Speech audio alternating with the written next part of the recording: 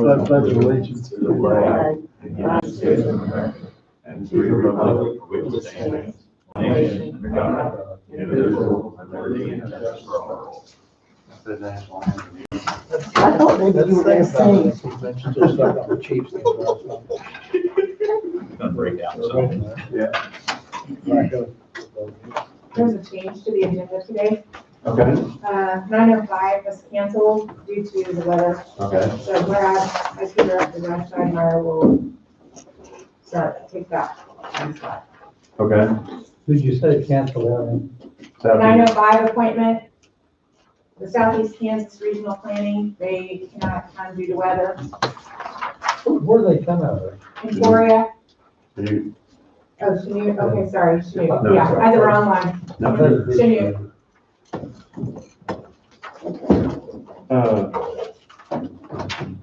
I've had several people comment that they can't really hear us on YouTube, so I don't know what the rest of you think, but we are 6 foot apart. The general recommendation, I know masks are somewhat recommended, so I don't know what's a happy medium for anybody. So I'm happy without it. I just don't want to offend anybody, but I just know I've had several people comment they can't really understand it, so. We ought at least be able to remove it when we speak anyway, so that, Okay, I think At it needs to come down when they're speaking, I really do. okay, all right, well, we will do that with everybody's in agreement, so. I don't think we'd have any, there'll be some people that might make an issue out of it. Either way we go, there's gonna be an issue. Make everybody happy. I agree. I think there's nothing wrong to drop her down when we're speaking. Okay, good enough. So the first order of business is to approve the minutes from last week, February 1st. I'll make that motion. Tim has moved, I'll second that. Don has seconded. All in favor, say aye. Aye. Nothing on the consent, we have a miscellaneous motion, on a tax abatement. Handed out earlier this morning. Everybody had a chance to read it.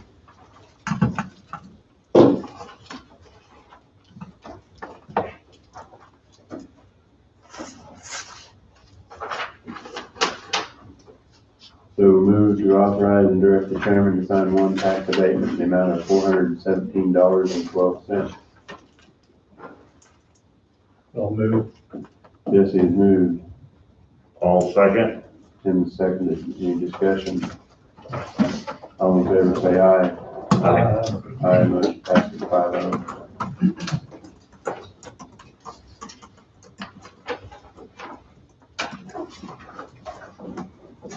So okay, Brad's up then.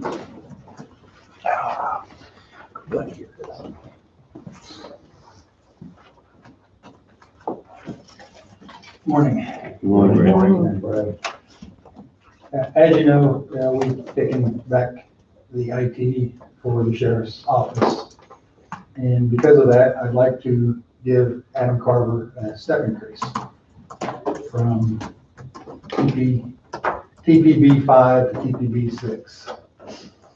He was hired, we did not do the sheriff's office at that time. And this now puts him basically on call 24/7, 365 days a year for the dispatch. They call me first, but he does live closer. And if there's an emergency, we'll have to get here. And if he was due, he'll be due for a step increase this year. So I'd like to make it effective as of February 1st. Is he aware of the extra responsibilities we'll have him, Oh, yes. and he's okay with it? We have been spending a lot of time over there for the last couple of weeks. He's okay with it. He was already due for a step increase this year. You want I'm wanting to accelerate it a little bit. so nothing in April then, just Nothing in April, just this one. this one. I know one time I visited with Tom here 2 months ago after following the election, or probably it was even in January. His plans was to utilize our IT department and not have to go outside and retain outside. Yeah. So it should save us a considerable amount of money. over what it's done in the years past. Yes, I don't know what we paid Advantage Computer last year. I tried to find that Yeah, information, I but don't know either. I know it's substantially less than what we've been paying them, or had been paying them. So I have a motion, if you care to hear it. Motion, move to authorize and direct the chairman to sign Coffee County payroll notice for Adam Carver, IT technician in the technology department, classification TPB 5 to TPB 6, wage from $26.85 to $28.12, effective 2/1/21.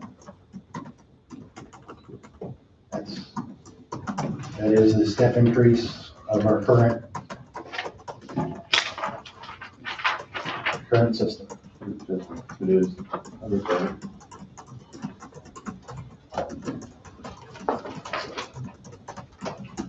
Any questions?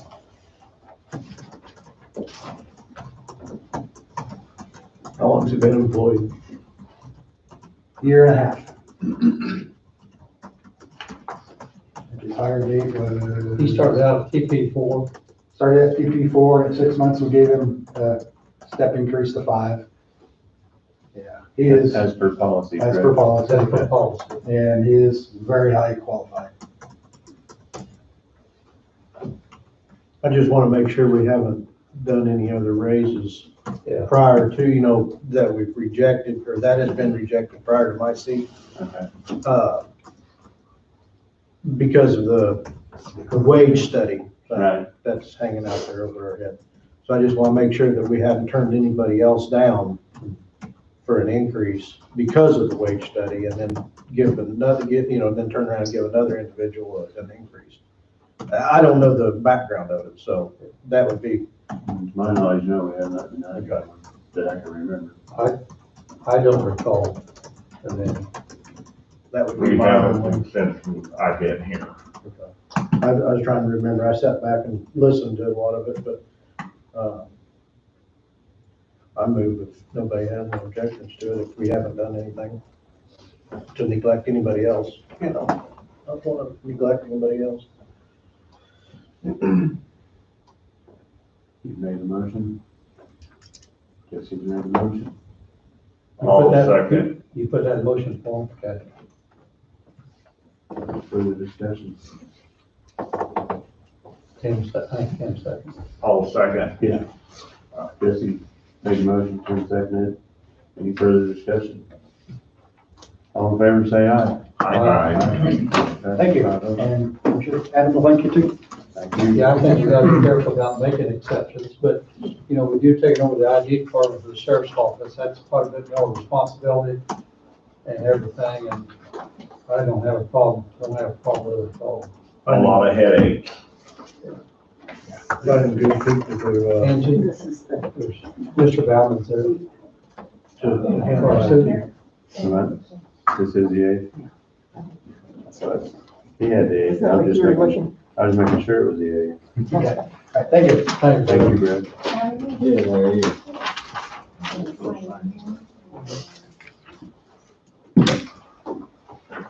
All right.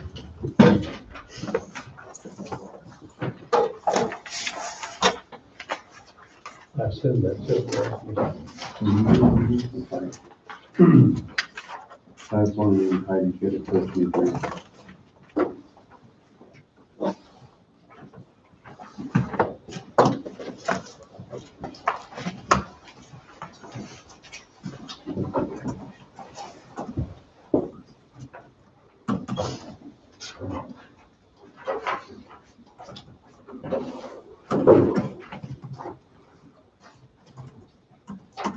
And that's where we're waiting on is Heidi right now.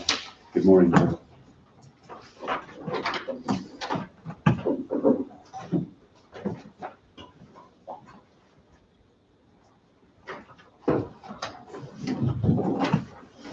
Heidi lives here in town, is that correct?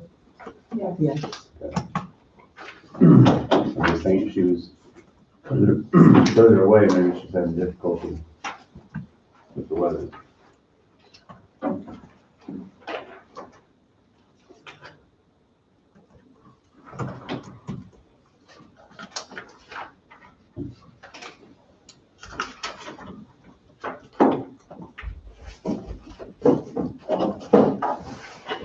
pretty good.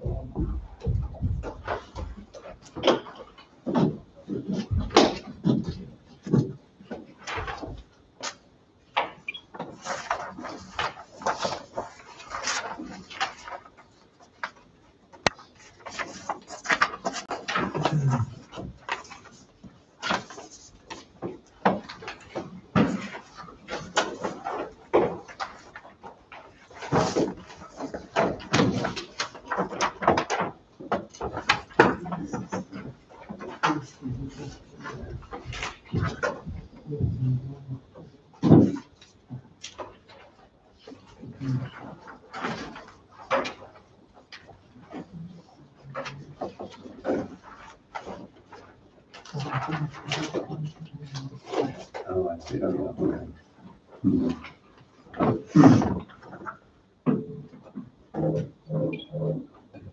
We might tell Lindsay we'll be running a little early. I can text her. Later.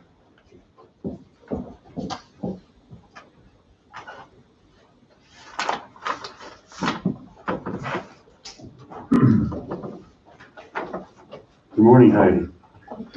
We're ready for you. Whenever you're ready, how's that? We'll be ready. That's fine.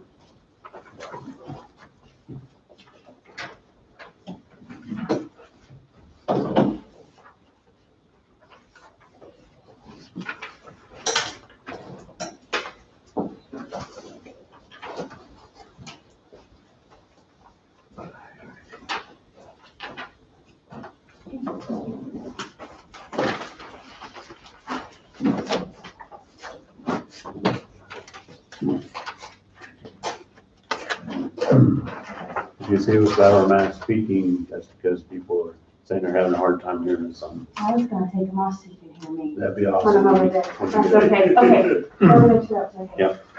I think we'll survive. You do the resolutions, just when we're done, so it's all good to go, okay? Okay. I briefly reading over this, so you didn't have to coach me as much, but you're always so good at it. I'll just And then pass around copies of it real quick to you Is it the guys. same thing in that too? I'm not sure. I think. I wanna say yes, I think but that's I'm it. not sure, but I'll read off the book. I How's just that? got these just in case for you guys, so. Thank you. right here. I need, have you had anybody call as far as from around our area to get on? I have not heard from you, no. Don't want to hear that. I'm sorry. I have not heard. I'm trying. Okay, no. We can just, that's all we can do. So, if I hear anybody, I'll definitely pass them your way. Please, Thought maybe pull the hat off, maybe. He might wanna do it again. He was on the board for a all while. right, He's a German. I've got his number. I'll be making a call. He was a German for a couple years. Yeah, Yeah. all right, good idea. Thank you.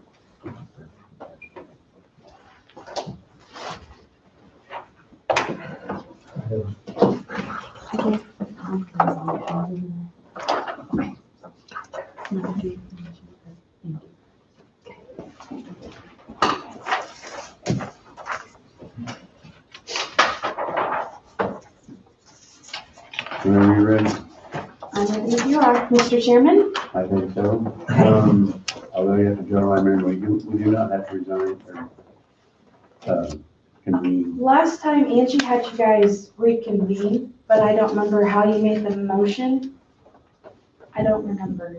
She said something like you had to reconvene as the board of county commissioners and go into something else, but I can't remember what that was. In that case, we're gonna have to go out then. We need to be something else when we're doing this. I'm not sure what it is. That's what I thought it was, but I Zoning board. Yeah. No, we're not the zoning board. No. No, but, maybe we just need to open up the hearing or something, or go into the hearing of the board. Make a I think that's motion. what it Public is. hearing, yeah. We'll make a motion to go into public And hearing. then when we're done, we'll just reconvene back to our regular meeting. It's not perfectly right. We check it. I have a question for you. Did they have to reconvene as the board, or did they need to go into I don't need to go into a hearing. Right.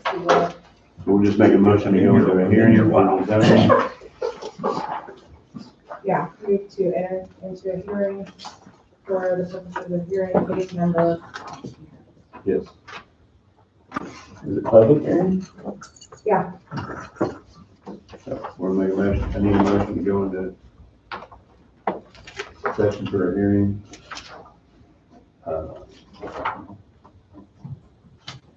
On zoning, You made the motion. I need one. I'll also do. Moved, I'll second. then seconded, all in favor? Aye. Passes 5-0. So here we are. I call the agenda item number 2, which is a public hearing on case number SU-2021-01.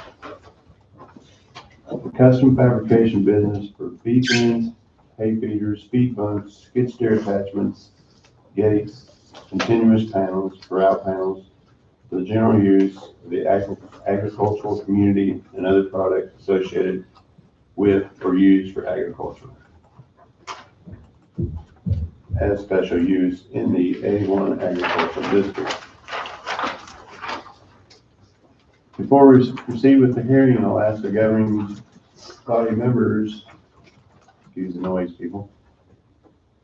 I'll ask the governing body members if any of them intend to disqualify themselves from participating in this case because they or their relatives own property in the official notification area, or they have a conflict of interest or particular bias in this matter. No. No. Let the minutes show that no one has disqualified themselves. I declare that we have a quorum of 5 present for the consideration of this case. Has the county clerk received any protest petitions in this case? I have not. That is a no, so I'll ask the governing body members if they all have received copies of the unapproved minutes of the planning board meeting for January 20th, 2021, which summarizes the hearing on this case. Yes, I have, but I just got mine yesterday, I guess. So I have a couple questions, and I'm not sure where they should come in. If you'd like to do them after I give my report, or you can give them to me now, just however you guys want to do it. One of my questions was back on restrictions, I guess. It was 5 employees. Did we as a county limit him to 5, or did the applicant himself volunteer the number 5? Because my concern with that is that if we're wanting to bring businesses in, if a man can have 10 business good enough to have 10 employees, why would we restrict him to 5? The restriction on the number of employees would be the number of traffic that you're gonna have going down that road. So that's what they had agreed upon that night at the hearing, was 5. I was But you guys- present at the hearing that, and I thought it was 10 or less, 10 or less. is the way I understood it. But, I mean, they didn't want to limit him, but, I mean, basically being a special use, the way I understood it, you know, he was only thinking 2, you know, and they're like, well, it's special use. If you have 3, then you have to come back and ask for having another person to work there. And so I thought they made it less than 10, is the way I understood it. I don't want to restrict a business that you can't grow. Yeah, exactly. I mean, I know his persona, the way he was looking at it, well, I was just gonna be me, or it's just gonna be me and Bob or whoever, you know, but you just don't know what's gonna come up, you know, later, 2 years down the road, you might have 50 employees, who knows, you know, I mean, it's not what he's looking for, but I mean, you don't know what could happen, you know, so. I would lift the restriction, period, that's what I would do. We can That's talk just about my that. thought. That'd be my suggestion. I would lift the restriction of employees all the way. Wayne, you got something? If I could, I would ask that you go ahead and proceed with the hearing. You're gonna have an opportunity for the applicant to visit, and you're gonna have, with that opportunity, to change any condition that you feel that would better suit the county. But to have that discussion on the minutes probably might not be the best venue at this point. Those are just the minutes of the meeting. Right, and I just received them, and I hadn't had a chance to read them, and I didn't have a chance to ask questions, so I was just trying to figure out where to ask those questions. Yeah, and I think there's gonna be an opportunity for the applicant. Okay. There's an opportunity for the public, but obviously we don't have anybody here from the public. But the applicant is definitely the person that we're wanting to work with. So, Everybody's got a copy of the minutes then? Yeah. So now I call on zoning administrator Heidi Harris to provide us with a report on the case and the recommendations of the planning board. I'm gonna go to the zoning administrators tab and start there. So it's special use 2021-01, William Bauman's the one asking for it.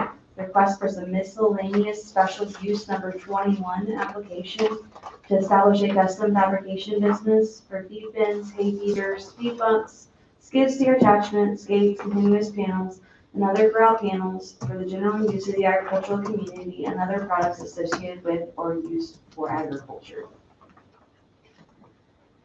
The next page just shows the land use stuff they had gone through and the background information that was part of the case down there. The board had discussed on the next page. And then it goes through the factors and findings that the board had made on the case after that. And then the conditions that are subject to change are at the end of that. The rest of the booklet has the pictures that I had taken on January 11th, showing you what was out there on the property currently.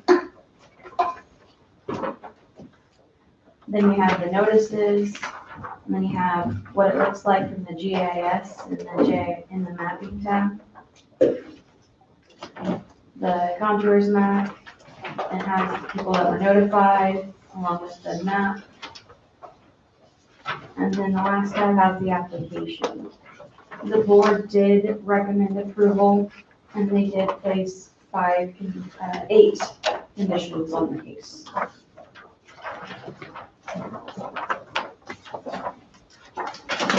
And that's all I have, Mr. Chairman. Thank you, Heidi. Any questions for the zoning administrator and the governing body members? Bob already posed a question about restricting 5 employees. Yeah, when I went through this application yesterday that we had received, I know I absolutely don't want that to be a restriction as far as the number of employees. So, whether we've got the right to make that type of change or not, I don't know. You know, make it listed down as unlimited, which I'd have no problem with.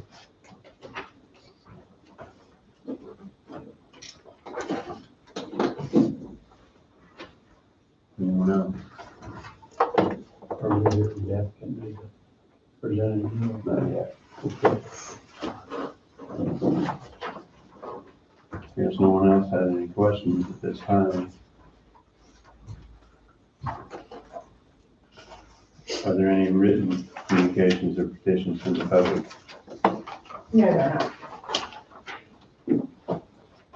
So does the applicant wish to present any new information? Not that I know of at this point. Are there any questions to the applicant from the governing body member? Yes, I would say to you, Want to come up, please? yes, please. I guess my question would be, I'm concerned about us limiting you in the future. Is that a concern of yours? Basically, what I understood was, they was just trying to get a feel for Is this a giant business or I mean, it says small business, more or less.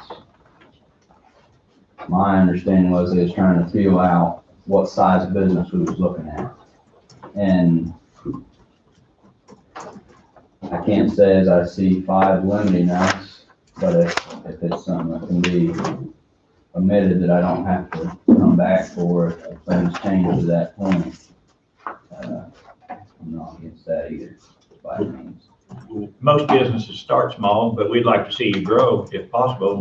I don't want to be restricting you from growing. Yeah, Would you feel better if that was changed to 10?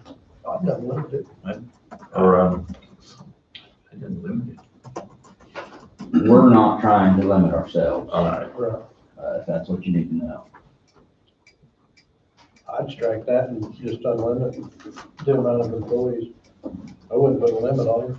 I realize that Heidi said it was because of the traffic along the road, but if we get a nice business going, I think we can accommodate the roads.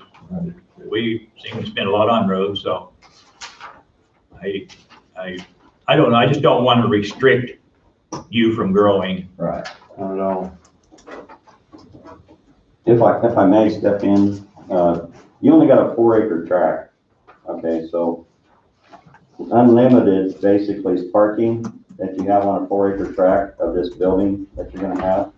We're not trying to restrict, but we're trying to say too that if the building does, or the business does expand beyond that 4-acre tract with parking and everything else, he would have to come back for a special use for business to grow, to which I would see the planning board to approve. But to have unlimited without having a restriction of what the parking capabilities are on a 4-acre tract for the building is the intent of the board. So just something to think about. That's what you're basically opening up. Is there opportunity for you want to step on up here, please, Mr. Baumann? Is there opportunity for you to purchase more land if you do grow near there, or? Possibly across the road. Okay. Not, at this point, it's not an option around that piece. Okay. If there was option, it would be across the road. Okay. So if you did grow beyond the 5 employees and your production is greater than, you would have to come up with basically a new plan if we don't limit you. So there is. You take 4 acres, though, that's equivalent to 2 city blocks. So you'd have room to expand, even double the size of the building, and then you probably have 50 vehicles out there. So 4 acres may be a little bit bigger than what some are thinking about, because your building 80 by 100 is only gonna take up 20% of 1 acre. Right. So 4 acres is a pretty good area to expand in. 416 feet by 416, 416 by 416. But the building only takes 20% of 1 acre, 8,000 square feet, so there's probably room there to grow.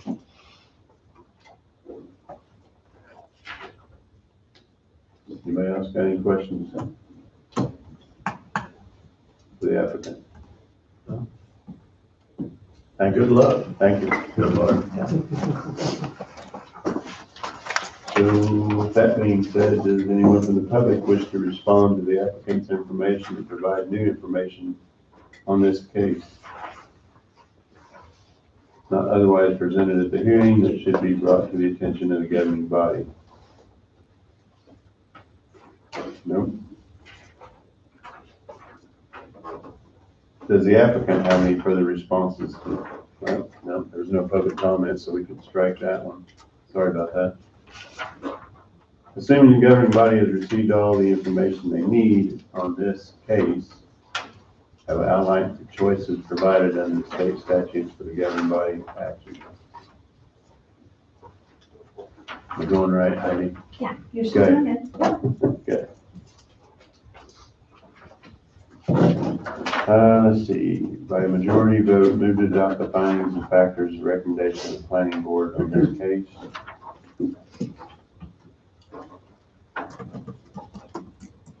Number two, disapprove, would be by a majority vote to move to adopt the findings and factors on the recommendation of the planning board to disapprove.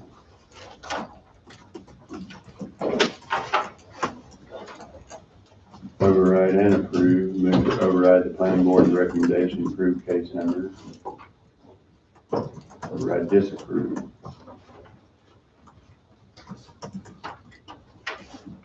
Sorry, I'm getting lost on you, Heidi, probably.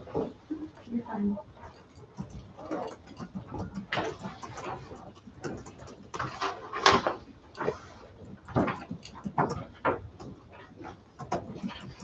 So it sounds like to me, or it looks like to me, sounds like we'd like to approve it, but we don't want to limit him to the 5 as suggested. So, Then we would just change that condition. And we can do that right here. Before you guys approve it. am I correct in that statement? Yes, would that be an action of number 5? If we would like to change it, is to send it back, and I don't want to hold up his business, but if we send it,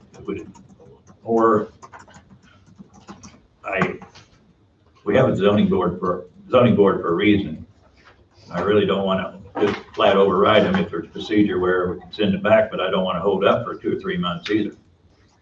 But as soon as it would be heard would be this coming month, we could put it back on the agenda for February, because you don't have to republish this. This would be considered a public notice that you're giving to the public right now.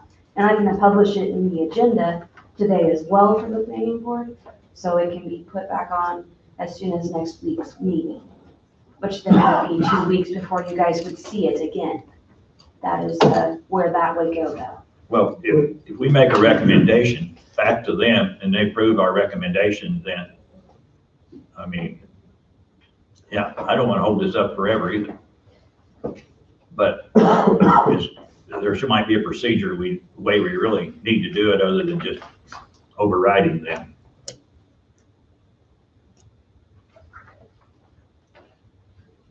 You know, my thought is, I've never had this situation before. I'm sorry, I know, I've never encountered it either, So- but I don't want them to feel like that we don't need them because we're just gonna flat override them, but if there's a way we can send a recommendation back.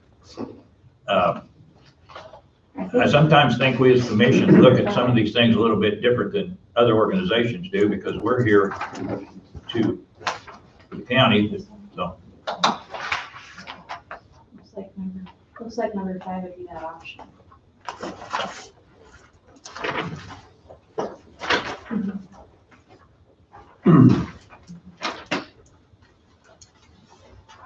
Well, the override and approve would be. Override, I mean, it's not like we're overriding the fact that they said no when they're not saying that. I think number 5 would be the only option. I think it's actually your 3 is to override and approve it. My glasses keep fogging up. Wayne, we had a discussion earlier, at the beginning of the meeting, that the reason most of us aren't wearing masks while we're talking is because the general public says it can't hear us via YouTube. Okay. So if you I'm wish to, okay with that. if you wish to remove yours, that's your prerogative. It keeps fogging up my glasses, so I appreciate that. And that we can hear you better, so. Thank you. Yes. Okay. Looking at this, and Heidi, take a look, see what your thoughts. But overriding and approving would give you that recommendation for approval of the case, describe in detail the findings and factors supporting the motion, and attach appropriate conditions as any or approved resolution. And so I think your number 3 could give them where they just go ahead and override it and then just state what you're doing. You're approving the factors and findings, but you would like to change the one condition that was the recommendation of the board, and that was the limitation of 5 employees to no limitation, Right. or strike that condition. But by the same token, we won't be any disrespect to the planning board as to their recommendation either, but. I can't speak for the board, but I would say that what you're doing is somewhat minor. It's just a condition that's being placed on the special use. It's not changing the factors or findings or the conclusions to approve what they were doing that night. to what they were approving was a special use for the purpose of this business to be on that property. And so I don't think you're changing anything major. I think you're just changing something minor. So with that, if you feel that you had the trust and support of your board, you know, it'd be however you want to do it. Otherwise, it would be to move it back to the board for them to cross the Ts and dot the Is and change it and bring it back to you. Which drags it out even further for the gentleman. You're looking at a month probably. Yeah. So since we're increasing the potential number of employees to unlimited, if that's our choice, to me, 3 might be a good fit. At least we're not moving the 5 down to 2 or 3, Right. which would definitely be negative. And probably would absolutely want to go back to the board. But if we kick those numbers up, to me, I don't think it'd be an issue with the board. That's just my opinion. And, you know, really, if you're wanting to do it, you could just strike that, condition. And then that way, I wouldn't think even that's what mention, strike it out. yeah, wouldn't even mention what the limitation employees would be. So, This is the first time this station has ever come up, because I've only been on 4 years. But Heidi, what's your suggestion? You're our lead person on this. You feel comfortable if we vote on it that way? Yeah, because I mean, the only thing you're doing is changing a condition that they did place on it, but it's your guys' decision too to decide that too. I mean, if you feel like you want to be able to let this business grow and then not have to come back in front of the board to have this discussion again, to increase the numbers and not worry about the parking that could occur if they do get more members, that would be fine. Otherwise, number 5 would be your other option. So either way, I think you guys would be good. You are dragging it out if you do the number 5 to next week, and then it'd be into March before it actually get back in front of you guys for approval. So, but it does look like number 3 could work in this situation. My point on this is, for quite a long time now, we've been trying our best to get economic development. We want to encourage it. Exactly. And by putting restrictions on, we're kind of shooting ourselves in the foot. Exactly. So, but I don't want to upset the planning board. I hope they understand, realize what we're trying to do. So with that said, I think, So we need a motion to override and approve the planning board's recommendation on case number SU 2021-01, under the condition that we are not limiting employment. So or you could just say you're scratching number 3 completely and not mention it at all. That's another option. Scratch. Either way, we're just lifting the limitation of employees. That's the way I'd like to word it, so. I'll make that motion. Tim has moved, Second. Jesse seconded. Any further discussion? All in favor, say aye. Aye. Motion passes 5-0.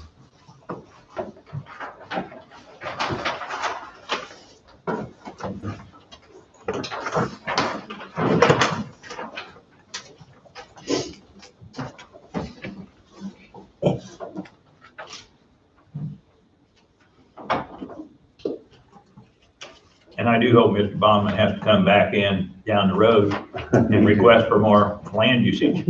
I do too. So, You'll read for the approval at the bottom. The last page. Yeah, for approval. oh, okay, there it is. I'm sorry, I didn't read down far enough, sorry. For closing remarks for approval, persons aggrieved by the final decision of the governing body on this matter have 30 days after the effectuating resolution is published within the appeal to the district court. And I probably got those 2 words wrong. We want to thank all of you for participating in this hearing and welcome you to stay for the remainder of our meeting. But I need these back. This is not gonna be good now. Okay. Because I have the condition on it, so. Okay. I'll bring it back when you guys sign. Okay? All right, thank you. Thanks, guys. Thank you, Heidi. You need this, like, How do you want these back? If you guys don't want them, I will Thank you. Good job. Thank you. You have a motion to reconvene as Board of County Commissioners now? Yes, the motion to reconvene as the Board of County Commissioners. Thank you very much, Heidi. So, Donna's moved, thank Heidi for all your work. All second. Ken seconded, all in favor. Aye. Motion passes 5-0. Mr. Baumann, congratulations and good luck to you. Thank you. Wish you the very, very best in your new adventure. Appreciate it. Am I free to go? then? Yes, sir. Good luck. Thanks for your time. I need to back up on that motion. It should be moved to adjourn the public hearing. Well, we need a motion. Also moved. Ken, yep, what he said, Donna. I'll I second. apologize. You're fine. You're fine. All in favor, say aye. Aye. Motion passes 5-0. That being said, Mr. Johnson.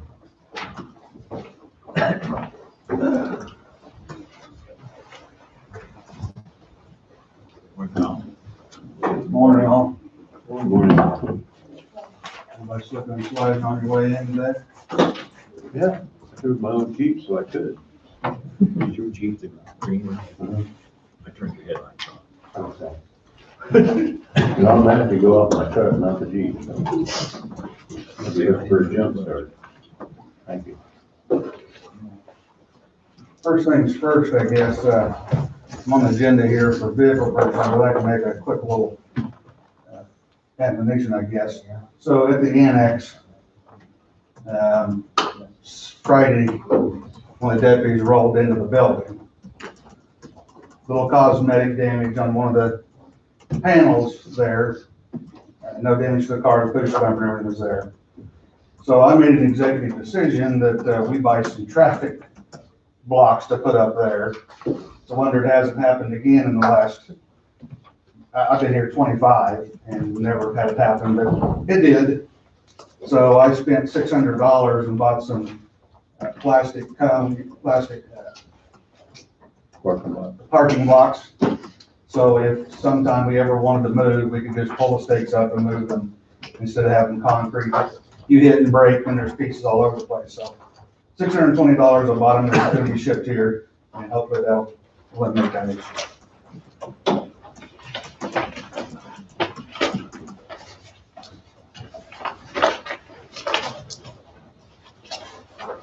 So on to our vehicle purchase, the reason I'm here. So as the board requested, Wayne and I did speak about what Wayne would have, and Wayne doesn't have anything that I can take or use. They're not even ordered, but they're not here. And then again, if we take something from them, then they don't have enough to fill their uses. So I got back on the computer, started making phone calls, trying to find vehicles, and of course, I'll reiterate, as I spoke to you on the first, due to this Dodge not making the vehicles that we normally use and have used for years, and then GM telling us that we can't even order anything in 2021, I'm back against the corner. So like I said before, I do have one Super Crew truck sitting at Cromartie Ford trying to buy locally for $41,901 after all the dealer discounts, and they also gave us $20,500 on all of our trade-ins, which is an unbelievable price, and appreciate their taking our trade-ins.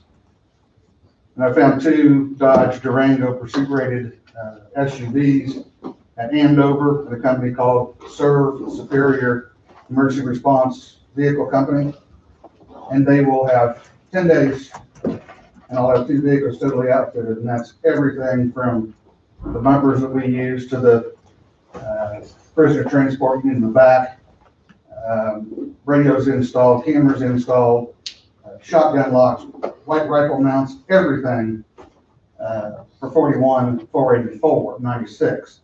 So both those total would be $82,969.92.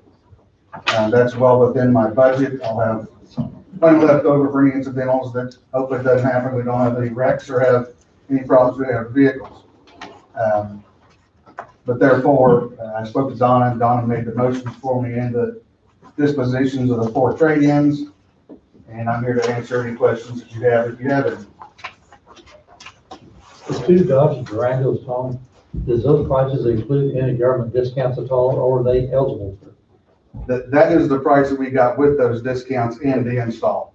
What this company does, this company buys semi-loads of vehicles, whether it be cars, trucks, or whatever. They take them to Andover, they're delivered to Andover at this company. They outfit them from head to toe, and then you buy them from the company. There's no So- mention of government discounts on that one like there is on the first one, so. Correct. I was curious if there's down. You're dealing with a different company, right? This is, yeah. This is not just a dealership, it's just the company that puts the stuff on the vehicles and outfits them.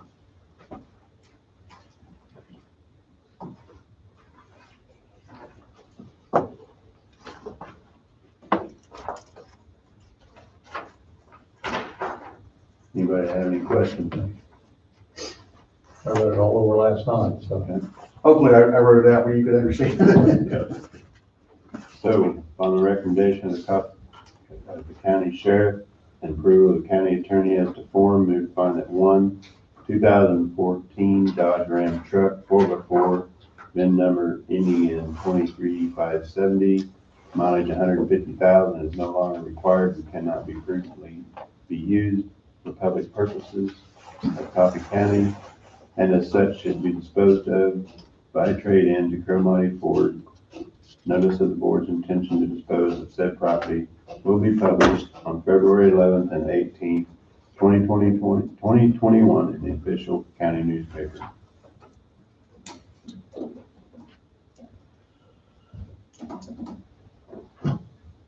I'll move. All second. All in favor? Aye. Which passes 5-0. Upon the recommendation of the Coffee County Sheriff and approval of Coffee County Attorney as to form, may find it 2013 F-150 4x4, VIN number ending in 2396, mileage 155,000, is no longer required or cannot be prudently used for public purpose of Coffee County, and as such should be disposed of by trade-in to Cromartie Ford. Notice of the board's intention to dispose of said property will be published on February 11th and 18th, 2021 in the official county newspaper. Move. Bob has moved. Second. Don seconded. All in favor? Aye. Motion passes 5-0. Upon the recommendation of Coffee County Sheriff and approval of the county attorney as to form, move to find that 2007 Ford Explorer, VIN number ending in 50609, mileage 117,000, is no longer required or can not frequently be used for public purposes of Coffee County, and as such should be disposed by trade-in to Cromartie Ford. Notice of board's intention to dispose of said property will be published on February 11th and 18th, 2021 in the official county newspaper. I'll make that motion. Second. I second it. All in favor, say aye. Aye. Motion passes 5-0. Upon the recommendation of the county sheriff and approval of the county attorney as to form, move to find that 2007 Dodge Ram truck, VIN ending in 09919, mileage 121,000, is no longer required and cannot frequently be used for public purposes of Coffee County, and as such should be disposed of by trade-in to Cromartie Ford. Notice the board's intention to dispose of said property will be published on February 11th and 18th, 2021 in the official county newspaper. So moved. Don has moved. Second. Jesse seconded. All in favor? Aye. Motion passes 5-0. Now, for purchases, upon the recommendation of the county sheriff, move to approve the bid on Cromartie Ford for 2020 Ford F-150 Super Cruise pickup in the amount of $41,901, less government and dealer discounts and trade-in value of $20,500 in the total purchase amount of $21,401. Funds to come from the 21 general fund sheriff's capital outlay item. Can we have sheriff's department there for capital, sheriff's department capital outlay? Because it's a department in the general fund. Okay, funds come from the 2021 general fund sheriff's department capital outlay item, excuse me. So move. All second. All in favor? I have some discussion on that one. Okay. Question, are the 4 vehicles mentioned above, is that where the 20,500 trade-in value comes? Are you trading all 4 of those for this one? Yes, sir. Okay, Next page, that's it all. well, I didn't have time to read all this stuff. Put it all Fine. out. I don't check, I don't live on my internet. I don't either, on my phone. I don't live on my Yeah, whatever. Upon the recommendation Well, we still got to vote on it. Still of, gotta all in vote. favor, say aye. Aye. Motion passes 5-0. Upon the recommendation of county sheriff, move to approve the bid from Superior Emergency Response Vehicles and their candidates for 2 2020 Dodge Durango Pursuit rated AWD SUVs for the price of $41,484.96 each, totaling $82,969.92. Funds to come from 2021 General Fund Sheriff's Department Capital Outlay line item. So move. Don's moved. All second. Tim is second. All in favor? Sorry. Aye. Motion passes 5-0. So that's a company that actually just makes them for Sheriff's Department. or no? Anybody, yeah. They sell agencies all over. Are those upgraded? I mean, like drivetrain wise? Yes, sir. Yes, sir. I know the Dodge Durango was a little iffy on the transmissions, in the earlier years. Like I said, previous agency I worked for had ones. It was a great vehicle. I drove it, on a regular basis whenever I had to work the ship. They've done a lot of things with them. It used to be the shifter was on the column. They put that shifter now, on the column instead of down in the console, so you got more leg room and areas to put radios, radars, all the electronic equipment you keep now. So they really upgraded them. Of course, with the lower suspension because they're pursuit rated and they're the all-wheel drive, which is what we wanted. They seem to be a great vehicle. We talked to Highway Patrol, we just had some. I've talked to 2 other agencies and they haven't had any issues with them. So we're gonna give it a try because we don't have a lot of choice this year. So we'll see what happens in 2022. I'm surprised with all the updates they have to put on to make them right for the sheriff's department or law enforcement. I'm surprised you can get them at that price. They must have some huge discounts from the government someplace along. It was unbelievable, the chance that we had, that, when everything else was not available, when we start making phone calls, we said, hey, we're needing 2. I said, for example, Serb said, listen, we got one sitting here, they'll be ready in 10 days. And we said, do you think that you might know where another one would be? Well, let's make a phone call. And it just so happened that Davis Moore, there's one sitting there. And so they say, if you're willing to get this, we'll go get it. And I said, if you could hold it for me for a week until I can get back to the commissioners, I appreciate it. If not, I understand that. And they said, just consider it, we'll hold it. So they have them ready. And what's so good about Serve, we've got one other vehicle outfitted there. 10 days, the day we call them and say, these vehicles are purchased, it'll take them 10 days to have those vehicles ready for us to drive out, get in them. We'll take our radios out, we'll take our radar out, we'll take our camera system out, and in 10 days it's done, and we're driving back and it's on the road. No more waiting 6 weeks to have an installer, get it someplace, they'll be ready to go in 10 days. So I appreciate it, thank you very much. Thank you. I have one more question. Yes, sir. And Wayne is here, and last week, this motion, and I don't know whether this would be under Wayne's motion or yours, but you were going to discuss the vehicle. So are you okay with the way the motion read for the last week, Wayne? You and Tom decided that's. He has a new motion here? Oh, it's the same one. Oh, it's my same one. So we can either do this, I don't know when we can do it. I guess it was under Wayne's department. I just wanted to clarify Again, if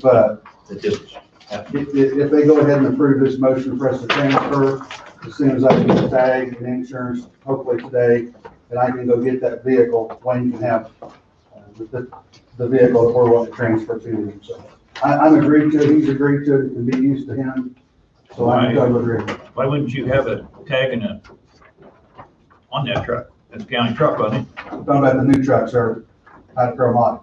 Oh, I'm talking about, I'm just saying that I will transfer that vehicle to him once I have a vehicle to put my employee in. okay, I'm with you. Makes sense. But, yeah. If you wanted to work on it, or if that was okay with that motion, we could do that before my report, but Yeah, that's fine by me. since we're talking about it with the sheriff. Exactly while he's there. We gotta do it all. So based upon the recommendation of county engineer, move to approve the transfer of one 2018 F-250 XLT, VIN ending in 25863 from the Coffee County Sheriff's Department to the Highway Department. I'll make that motion. Tim, need a second? Second. Jesse seconded, all in favor? Can I ask a question? Question. I have a question. Are we transferring any funds from Road and Bridge to Sheriff's That's Department? my question. Mine would be is the 2021 Public Works Equipment Fund schedule is what we're trading out, is we will not be asking for a 4-door half-ton pickup asphalt that was estimated at $33,000. So that would be the funds that you're trading for this one. So this is taking place of that vehicle. Yes, so we would not be asking for We won't a, be asking for that because this will fill in. that's correct. That was the question. So I think what they're wanting to see is a price in the motion. Should there be? I'm just asking. Should Or are we? we just gonna leave that money in the general fund? It'd be left in the general fund for you to move around, as you see fit, because that's where it goes. So we're not transferring money from one department. It shouldn't go to the sheriff's office? Yeah, Well, I think you can, I mean, you can transfer, if you'd like, you could transfer out of Public Works equipment of 33,000 to, they would have the Sheriff Department capital, I believe is what you called it earlier. Sheriff's Department That's capital. You can make that motion. That's what we talked about last week, was moving that over. Yeah, I don't know how their funds are set That up, was but, good. That's gonna be my question. That way that gives Tom that money to spend. so at Yeah, they've the, got other stuff to spend it on. yeah, oh, absolutely. So on the tail end of the motion, if you'd like, you could say, with the transfer of $33,000 from the Public Works General equipment. fund, Public Works equipment line to the general fund, Sheriff's Department capital outlay line item. Angie has it. So do we need to amend my motion then? Well, we just need a motion to approve as amended. I'll make that motion. Tim, Jim, Jesse seconded, all in favor? Aye. Good. Thank you, gentlemen. 5-0. Thank you. Thank you, Tom. That's what we talked about last week, was that 30,000. Yeah. Oh, yeah. Thank you very much. I'll go back and play in the ice now. Be careful. We left Thank plenty you. of it on the road for you, so, Thanks a lot. you're welcome. Thank you very much. See you later. Have a good Okay. And since we're talking about that a little bit, with the snow and ice, we did have crews out Saturday, also Sunday. So as you know, and Bob made comment before, when we do snow and ice, we work during the week and the weekend. So, Usually on weekends. and usually on the weekends. Yeah, That's the goal. that's a given. And actually, I think we did the same thing last year, Super Bowl Sunday, because I believe we actually had worked that day too. So, So, but folks were able to go home and. but they didn't miss as much this year. I will leave those comments alone. But all games are good games.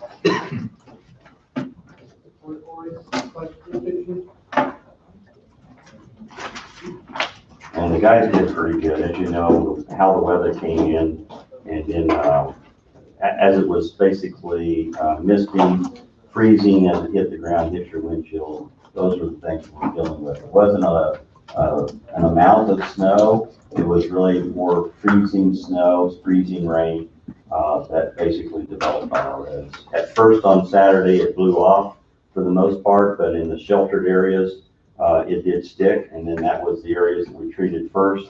Then we had to come back and do another round and treat, we treated the whole roads, all the roads at that point.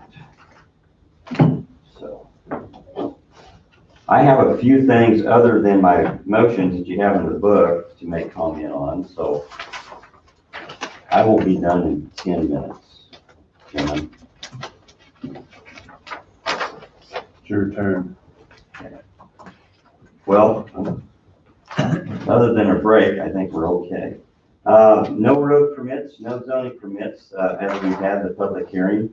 And then I would like to, Don, you made comment. I would like you to think about this. And I know the salary survey and such, I don't know where you're at onto it. But I would say that, that would also lead into, do we have, to look at that salary survey gives us an opportunity to look at a full-time zoning administrator, at least some discussion to see how or where you want to go. At this point, it's a 50-50 according to our chart. But she has spent a lot more time on cases as cases have come up and evolved. And so I would say, think about that. I just wanted to put the plug out there and go from there. And so think about the salary survey if that's something that you're wanting to do. I believe it did have a mechanism in there for changes that I could bring back to you for position changes. But at this point, it seems to be kind of a standstill. Where are we at? And so I'm just kind of holding myself to listen to guidance from you. But I do want to just put that out there.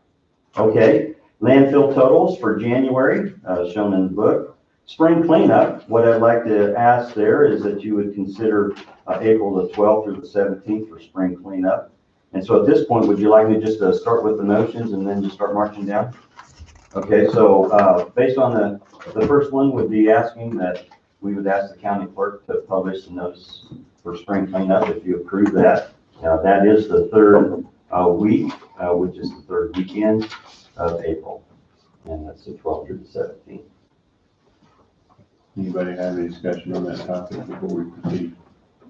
So based on the recommendation of the county engineer, move to designate April 12th through the 17th, 2021 as spring cleanup week and request the county clerk to publish notice of the same. So moved. Don moved, Second. Bob seconded, all in favor? Aye. The next motion, as they go through the calendar and look at the holidays and how the county holidays fall on that weekend, weekend that they would be normally scheduled to work as they work the first and third weekend of Saturday. Then we're asking the commission to approve that we would close those days for our employees, and that would be July the 3rd and September the 4th in observance of the holiday. Well, since the 4th falls on Sunday, our holiday is gonna be the 5th anyway. Which would be that Monday, that is correct. So you want to be closed Saturday, Sunday, and Monday. That would be correct. That's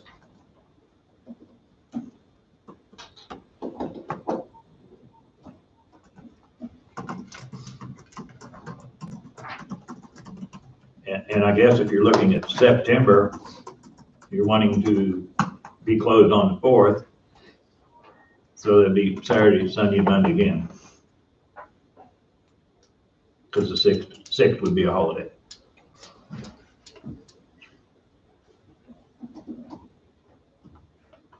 I'll make that motion. Well, I'll read it. Oh, I'm sorry. I don't think I read it yet. Oh, it's there on print. I mean, it's right there. We could just look at it, but Yeah. I think the general public would like to hear. Basically, any further discussion on this topic?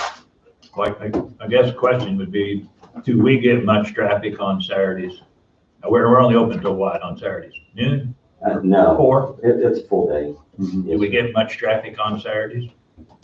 It really, it depends. But for the most part, Bob, to really answer your question, as we have the workforce, not all of it. I mean, people are going to come back There's a lot of folks that only work Monday through Thursday, and I'm gonna probably get some backlash for even saying that, but there seems to be a lot of traffic coming in on Friday, is what we have. And we do have traffic on Saturday, but we do have a lot of traffic that comes in on Friday. It's more residential. During the week is obviously commercial traffic, but we don't have the commercial traffic on Saturday.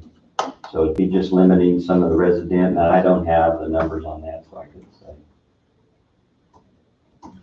I think if it's well publicized and everybody's aware of it, myself, I can't see it being an issue, but I'm not sure how much you have on Saturdays either, but. I see the reasoning behind it. Pretty much everyone else get a 3-day weekend, 11 days, so, yeah. That's correct. So any further discussion? So based upon the recommendation of the county engineer, move to approve the county engineer's request, close the landfill on Saturday, July 3rd, 2021, and Saturday, September 4th, 2021, in order to observe major holidays.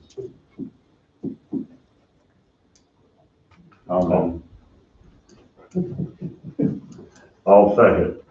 Tim seconded. All in favor? Aye. Aye. Thank you. Okay, and the next one is, this is what we do annually. So we come in and we ask to be able to take bids for the liquid asphalt. The next motion, we ask to take bids for the cold mix patch.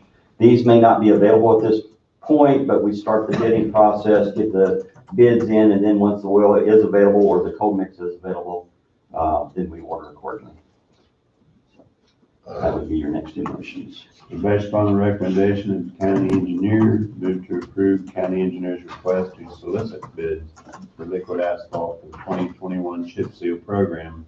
Funds to be paid from the general fund, public works asphalt line item. So moved. Don moved. Second. Jesse seconded. All in favor? Aye. Motion passes 5-0.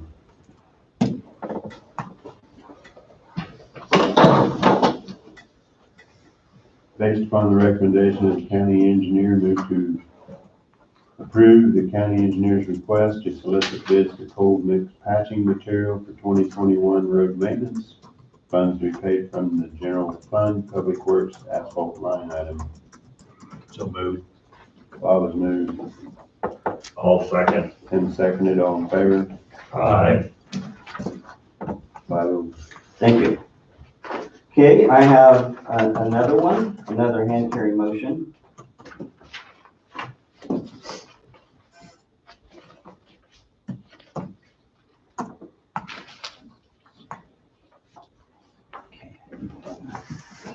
Okay, this one would be increase to the original contract for QCQA for Blackstone. Blackstone was doing the quality assurance, quality testing that we had for cell number 4.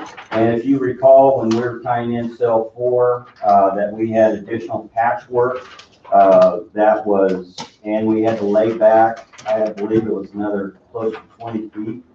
10 to 20 feet, cell number 3. So as we were chasing the holes of the liner, that was the additional work that was done. I believe the contractor for the high density polyethylene didn't ask for any additional work, but they could have had, I believe at that point, but that was the patching and such as that. But there was additional work, additional testing on all the patches for the most part. And so that's what you're looking at is the request here is to approve of the additional $1,600 to the original $75,000 for this contract. And that was the additional work, the additional time that they had spent for the tie-in. I know you mentioned a couple of months ago, there was some additional work done out there that there was not a change order on, which I think you was kind of surprised that they didn't have a change order. That's correct. Because of fair amount, so. Yes. Fair amount of work that was done, and maybe not free, but evidently had some of it built in their bid. I believe so. And I believe that that contractor, It's been a couple of months ago when you mentioned that. they had quite a bit of, I believe they do a lot of this work. And so they just purchase this material by bulk. And so they just move from project to project and they just accept the bids that came out unless there's a big major change that pretty much people with it. But that was a surprise. Yes, sir. So based on the recommendation of the county engineer, move to approve change order for additional services for additional evaluation and inspection of the tire in cell number 3, cell number 4. Tie-in? Tie-in. That's what I was, Yes. I apologize, I missed that. that's like 2 words later. Of Okay. course, I've read a lot of stuff so far this morning. I can't see with my glasses. Pardon me, tie-in of cell number 3 to cell number 4 on the contract received from Oh, I'm sorry. Blackstone Environmental on March 9th, 2020. The change order reflecting the additional quality control assurance inspection of the original bid of $75,000 approved on March 9th, 2020. The net increased amount of $1,600 for a total project cost of $76,600. Funds to be paid from the General Capital Reserve Fund. That's the fund we used before, is that correct, Angie? We don't have a general capital reserve fund, so are we talking equipment reserve, or are we talking about the capital improvement reserve fund? This would be for the same fund that we used for building cell number 4. Okay, so it'd be capital improvement reserve fund. Should that change order have a number? Change order 1, it's the only change order we have. This finishes it up. So if you like, we could put change order 1 and final, but it should be the only change order we have. Just curious, most time we have a change order on projects. North, yeah. Did we get the right fund? Capital improvement reserve fund. Capital Improvement Reserve Fund, change order number 1. Yes, sir. Move. Jesse moves. All second. Tim seconded, all in favor? Aye. Motion passes 5-0. All right, thank you.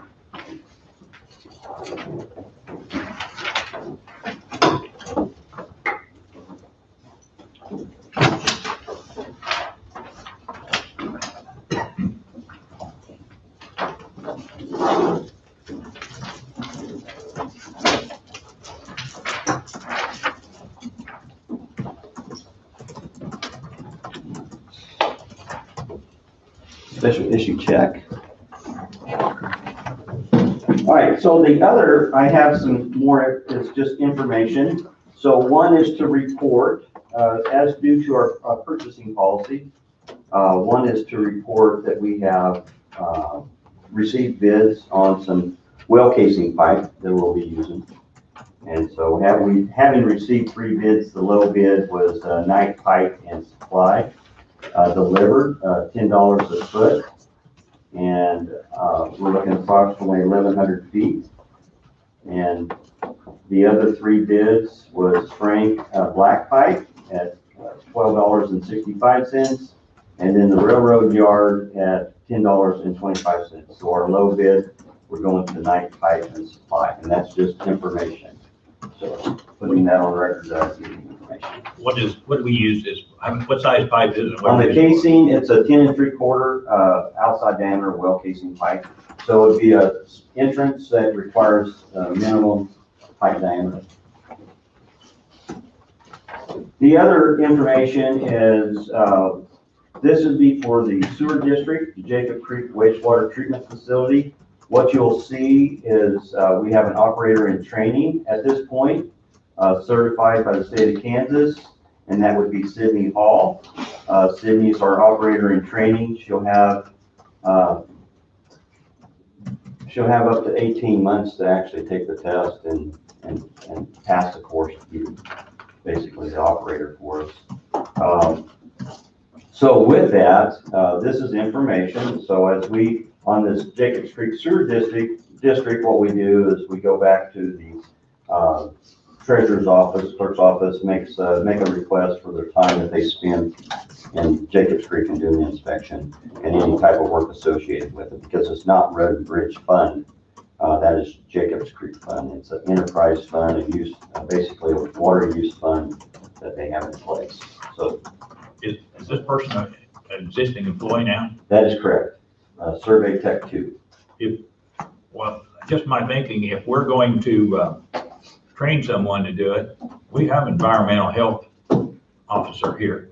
Maybe that person should be the one we should be training to do this. That would be a different department, and if you'd like to do that, that would be fine. I know, I think you said that last time, but I my think I did. thinking is if that's kind of sewer, kind of sanitation, and that's kind of what the environmental health program is. This maybe we ought to maybe search that out a little bit farther if we're going to be training someone anyway. Well, how you go about it, you'd have to visit with that department to see if that's, you know, something that they would take on. Mine it's just been in our department. How it basically started there, I don't know the exact history, but I believe it started with the fact that there was an order by the Kansas Department of Health and Environment due to that community that required the county to actually build a lagoon system. And so in doing so, with the engineering behind it, it just landed in the Road and Bridge Department. And so it's been there ever since it was built. And so that's how or why we're there. But also too, by having that system, it requires us to have an inspector to basically perform the task to the permit. Requires the county itself, not you, your department as a whole, just the county. That's correct. Yeah, because the county holds the permit. But we have to have county folks certified to be able to do the inspection. Shouldn't we just, do we not have anybody at the county level that's certified in They retired That's correct. Well, I know, but in health department. the health department, that's certified for stuff like that. I don't know what Maryland's certifications. We asked and she said she didn't have that. She said she did not I have would that. say if we did, we just moved him to purchase manual. Oh, Maryland did not have a certification, he said, so I'm assuming Carl Lee did not either. I did not ask Carl. Well, the only thing I'm saying is this is kind of not road and bridge. And Wayne has indicated before, he has no problem with going somewhere else. If this is health, maybe now is the time we try to get it back under the department that it probably should be under. I'd see nothing wrong with doing some discovery on If we're training someone, maybe we have a different, somebody, I don't know. I mean, Would you want to have Marilyn come up or That'd be Lindsay. Lindsay, have Lindsay come up and, we'll be visiting with her later, so we'll pose that question. okay, that sounds good. I assume everybody would like to do a little more discovery on that. I would, But otherwise, we're covered on training right now. We have somebody that can do the inspection. You do right now? She is capable. She actually had sent in the report here for last month. Okay, Yes. She was actually training underneath the employee prior to retirement. I see. And so she was covering all those bases. And then we found out that we could just make an application for in training. And so that's where we went. Okay. So the road to getting her certified is, she's already on that path. She's on that path. That is correct. Okay. She had to turn in her copy of her transcript, basically college transcript, to show that she'd meet the requirements. And that was the big part of it. Then the next one is a test, a state test. So, and there is some training available for being able to be ready for that test. It's not an easy one.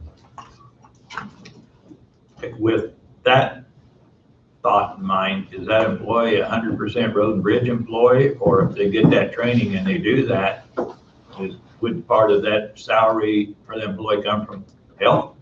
Well, see, that's the thing. At this point, we have a budget line item for Jacob Street.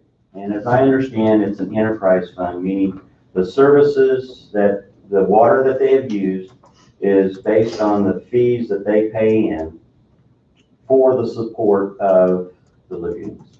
Okay.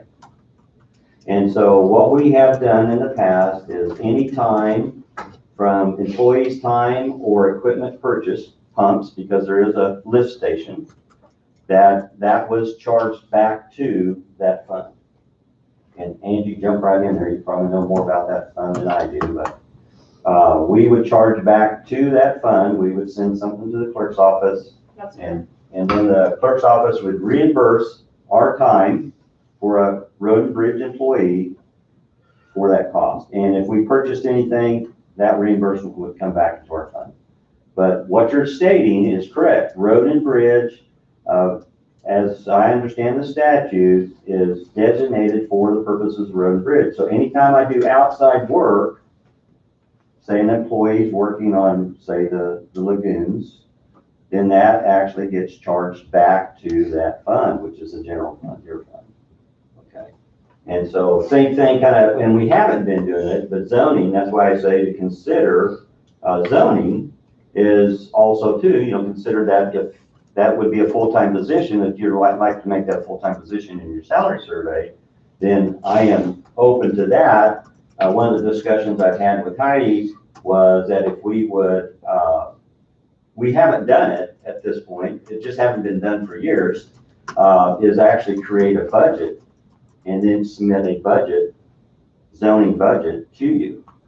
Now, way in the past, 15 years ago, Bob, you may remember, in the past, what we had was a stipend that was actually given to the zoning administrator. And I believe it was $300 or $400 a month that was given, but that was a road and bridge employee. Do you recall that one, Bob? Is that John? Yes, sir. Yeah. So a monthly, which was basically part of your policy, it listed the zoning administrator as being able to receive that. So what they had done is, in addition to the road and bridge activities or job, is they also took care of the zoning. It was done during the same time and all of that, but there was actually more wage that was given at that point. At this point, the organization chart shows half-time zoning, half-time cost accounting, and that's how it's set up. But we have I can't say never. We have, up to my knowledge, we have not back charged zoning out of the general fund. It's always been paid out of the road and bridge fund. Is that right? Yeah. Well, and another possibility to think about then, if we're thinking about full-time zoning administrator, maybe the zoning administrator, maybe that Jacobs Creek project would be part of their job. It could be. I mean, in any of those A tasks, lot of possibilities. it all comes, the sense of that is it comes from the general fund. I mean, other than basically Jacobs Creek is an enterprise fund, it's its own fund.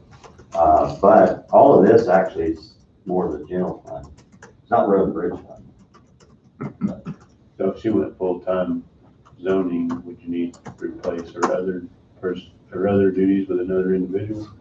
I believe there was, as we have halftime, I believe there would be a need, which I haven't investigated at this point, where it would be maybe possibly a part-time. Would be kind of where it's at. But it has grown quite a bit, and I believe even Wade would attest to that as well. The challenges, the involvement in the public, the recognition, and I use this word strongly, the recognition of the public realizing that we do have zoning and how important it is, and to get it right is what's ultimately important. And I'm sure she's going to correct me on this, but she has at least 4 or 5 3-ring binders that are form books alone. Okay. 4. There's a 4 back there? 4. Okay, see, I told you she's correct me. And then we have our zoning book, which is about that thick. Then we have rock quarry, too, right? In subdivision. Yeah, and its own little subdivision on it. So you can see where it goes, and Dawn had made that recognition earlier. She's a point person for zoning. That's the way I, created that to make sure that we had somebody that would, set that up, be able to answer those questions, and she's done a good job, and that's where I would like to say, if we're wanting to have this and maintain consistency, because that's the key, in my opinion, is maintain consistency through the county, that we handle all cases accordingly. There's been a lot of discussion here, several different, I shouldn't say issues, several different directions we may or may not want to go. It looks to me like you or somebody needs to do some very detailed discovery and give us some direction we need to go, and maybe improve what we're already doing. Okay. I would like, mine would be, as you have discussions, are we going to stay in our current salary policies, or are we moving to the next one? If we move the next one, I believe there was recommendations that was in that policy, or in that book, that basically states that these are the steps that you take. Mine is, tell me what you'd like to do. It doesn't have to happen here next week, but, to get to that point of April 1, I think you can't wait to start your trip for your road, get on that road before too long. No fault of Angie's, CIC, at the beginning of the month, we had computer issues, no fault of Angie's, but it's kind of like, there's going to have to be some trial, I would think, to test the system to make sure everything's in place and working. And you can't test it that month. I don't think that's practical. Possibly you can, but Angie knows what to do on that stuff. I don't know. But I would say that you can't wait until the last minute. We're not wanting to. On our system, we ran it Ghost in the background and put all the information in it and made sure it come out right. Yeah. And it takes a lot of double entry. It's a pain for somebody, but you gotta make sure the numbers are gonna come out the same from one system to another. Right. I don't know if you're gonna be able to have somebody there to ghost it or something to keep putting that entering that information in, because it's gonna have to be probably by hand, I think you said. Well, I understand they have a lot of problems with it. I mean, from the programmers, and that's what it is, so. It was in the tax tables for the new year, Okay. and then there are some employees that aren't, like last week, you guys approved, one of your guys to remain in a certain area. Mm-hmm. And when the 30 cents got applied for whatever, it put him down where all those other guys are because of his classification. Mm-hmm. So there was some of that too, so. Yeah. So it's gonna be all those little things that's gonna have to be, like you say, a ghost program that's ran, that's checked. Yes, just to help check something out, make sure it's all going out and up. And how you do that. But I wanted to spring that up. If as far as your recommendation, I think that's a great idea. Mine would tell me what your timetable you'd like that to be. I'd be glad to come back and have that discussion. Go ahead. Just throwing darts at the board. Would possibly zoning or planning or economic development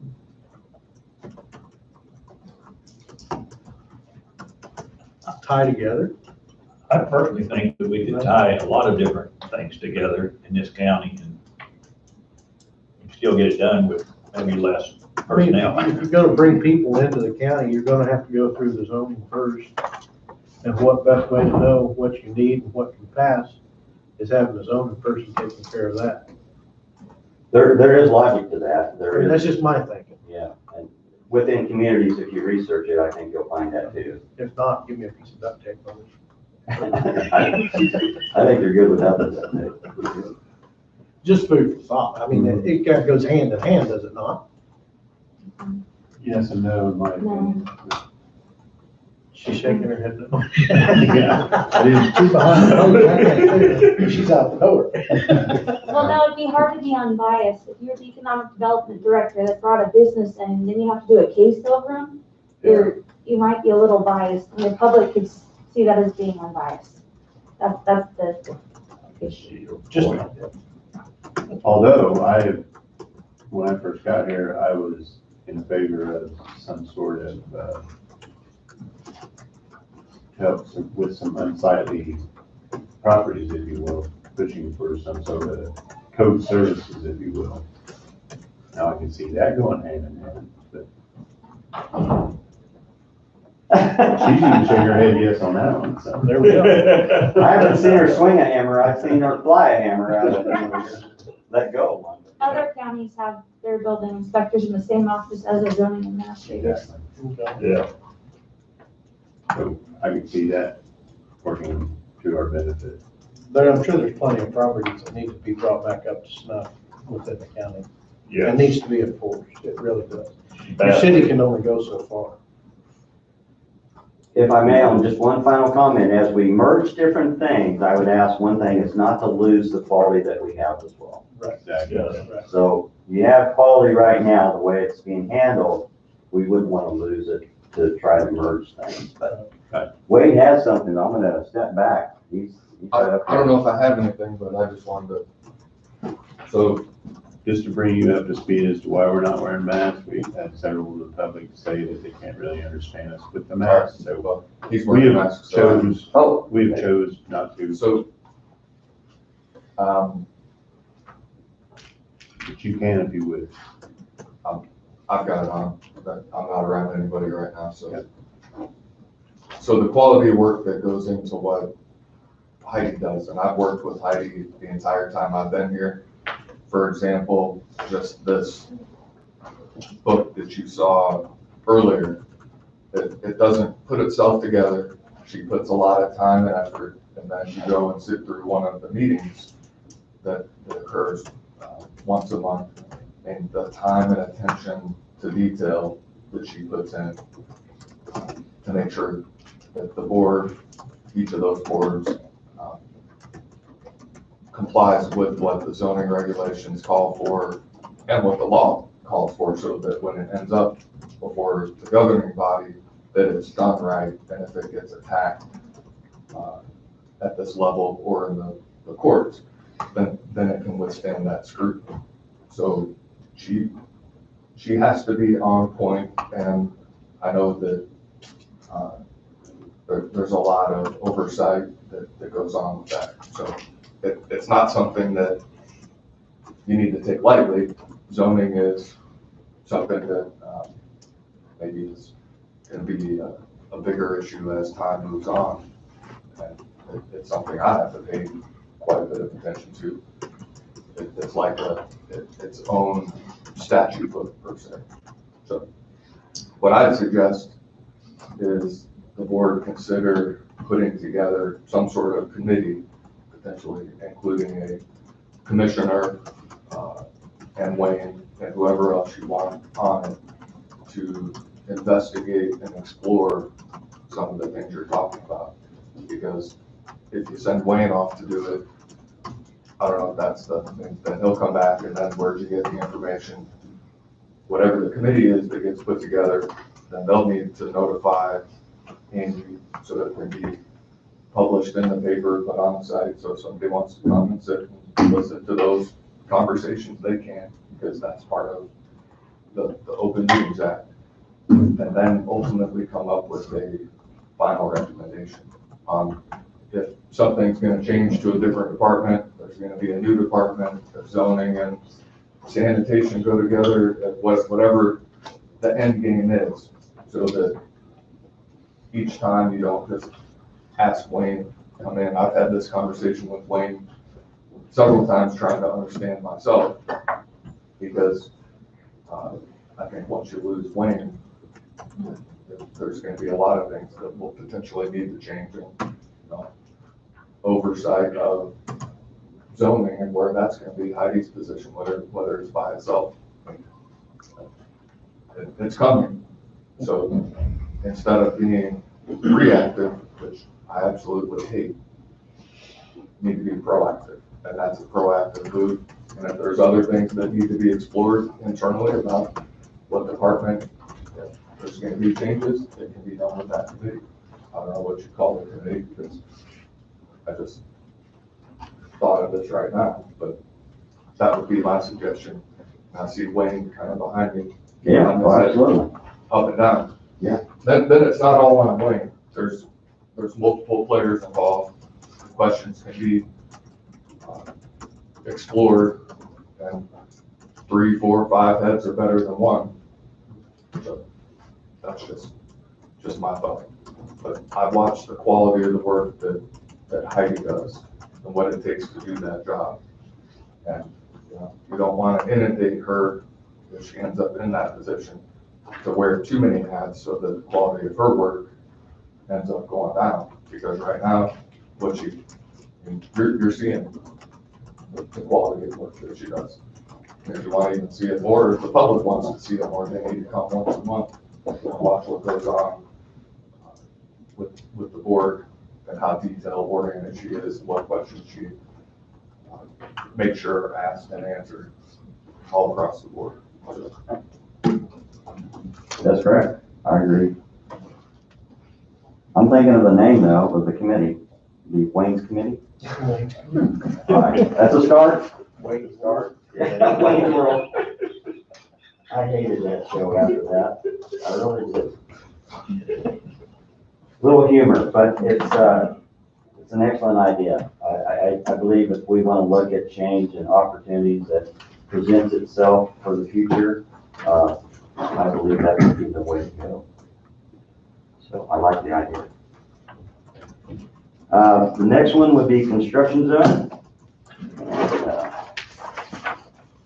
Sorry.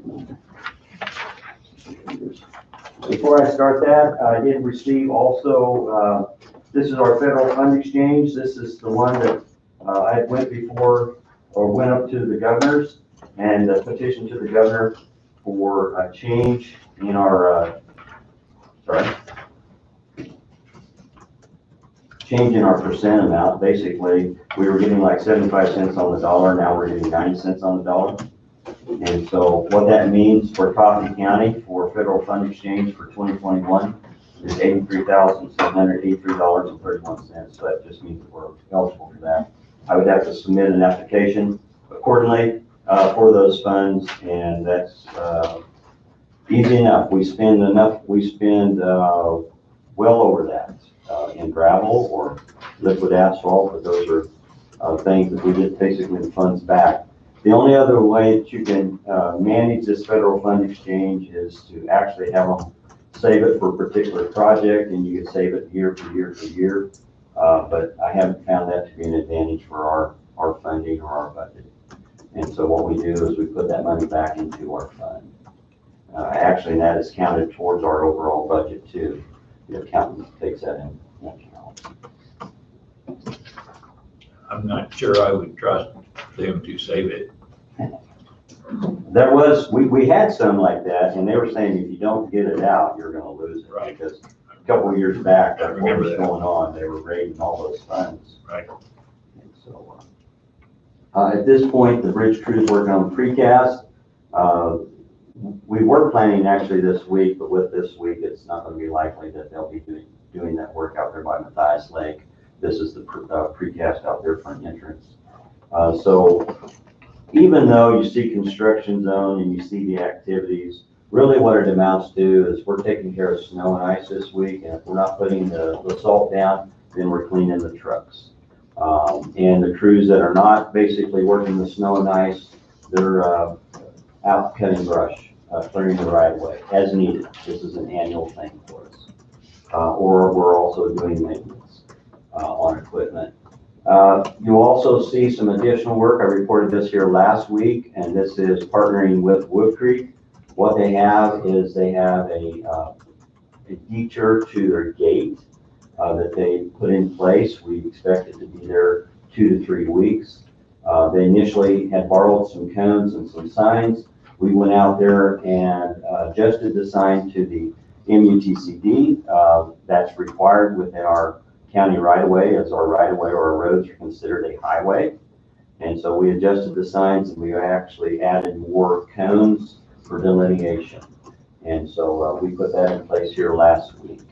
And so working with Wolf Creek, that's what we did.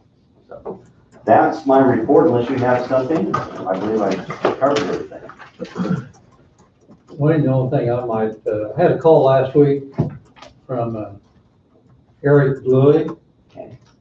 Correct that, Greg Bluey, his dad, on the Lakeview drainage. Okay. You know, we lost a lot of that dike down there when we had the big flood 2 years ago. FEMA is coming out here in the near future, next couple of months. I was in there yesterday or Friday looking at a whole bunch of stuff, and Carl walked by. I brought that up to Carl and I asked him if he knew, you know, what the status was on FEMA for the county. And he hadn't checked into that, but after I mentioned to him what they were doing on Lakeview drainage, he was going to go back and look at the records that Russell had. And I thought I'd just give you might check in with Carl, because I know you had quite a bit of money in that FEMA program. Might check with him to see what some of the time frame is on getting some information together we need to. The last we had on that one, there's a point or two on FEMA I'll bring up, but the last I had with that district, they came down to the office. We also had Cook, Platt, and Strobel available. And so he had sent in a contract to go ahead and do the surveying and design that it would take to basically repair that levee. And I had not heard back. I don't know if that was signed or finished up. So that was one of the things that they were going to need to be able to basically show cost to FEMA, that's, you know, that would be our cost for repairs. So I don't know if that was done. I'll just touch base with Greg. I might suggest you touch base with Greg, maybe even Carl, see where the county funding's at. But the county funding for our road and bridge purposes, as you know, this is well over a year now. Yeah. We have been, we haven't seen anything. They were expected to actually come back. We had sent them all the records. They said that they reviewed them. They didn't have any questions with them. And so with that, we were expecting them to come back and actually sit down and show us that this is what we're going to be paying you for basically the repairs that we approved. And we haven't seen that portion of it. I suggested to Carl check into it, because so far he hasn't checked into it. Okay. So, because FEMA's evidently, they're evidently moving ahead to where they're down to where our flood issue was, so. And with the COVID, everything's been pretty much phone or emails. So nothing's been in person. But I'll check. Thanks, Wayne. Okay, got anything else? Thank you. I thank you.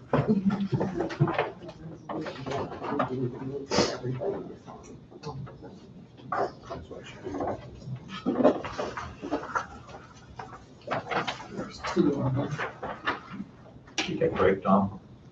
How about break? Sure. No, wait for the resolution, or they're gonna sign it, or what do you want to do? Okay. Does it require all, it requires all of the time? That's the resolution.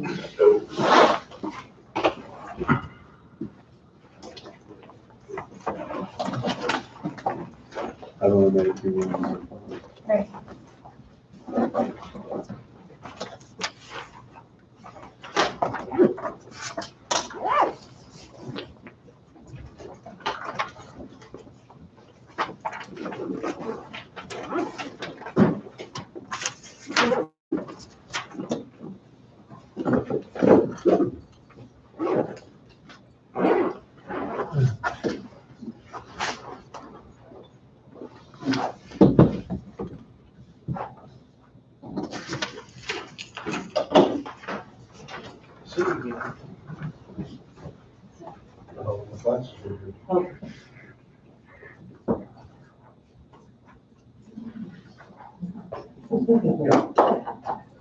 They got it, I have to wear them all the time.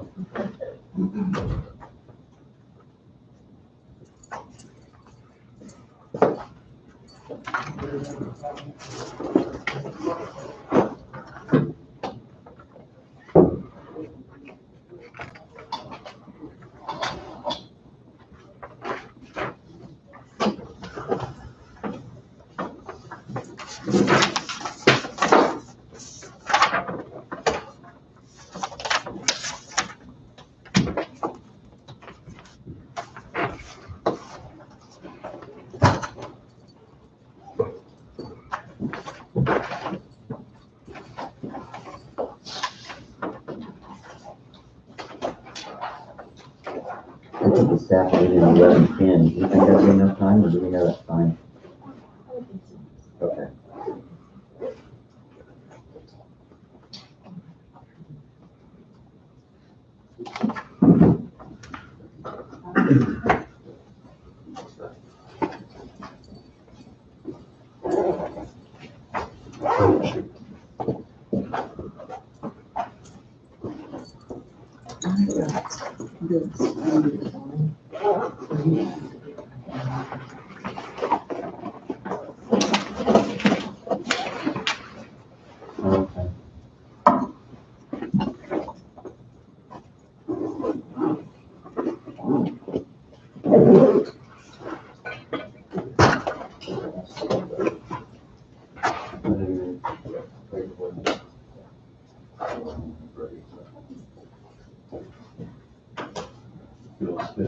Okay.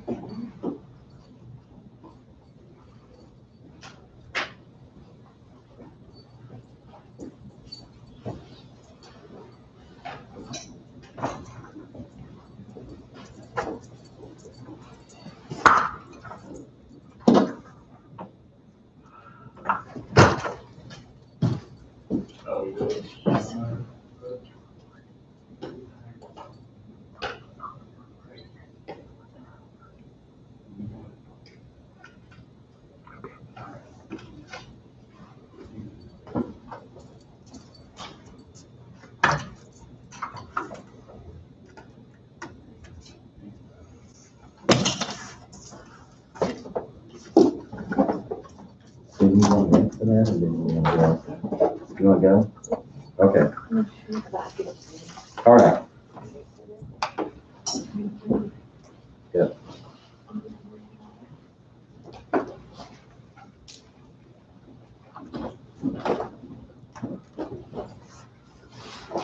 You there? You want to give me a call later this afternoon, I'll be in the office, and we can have to send that email.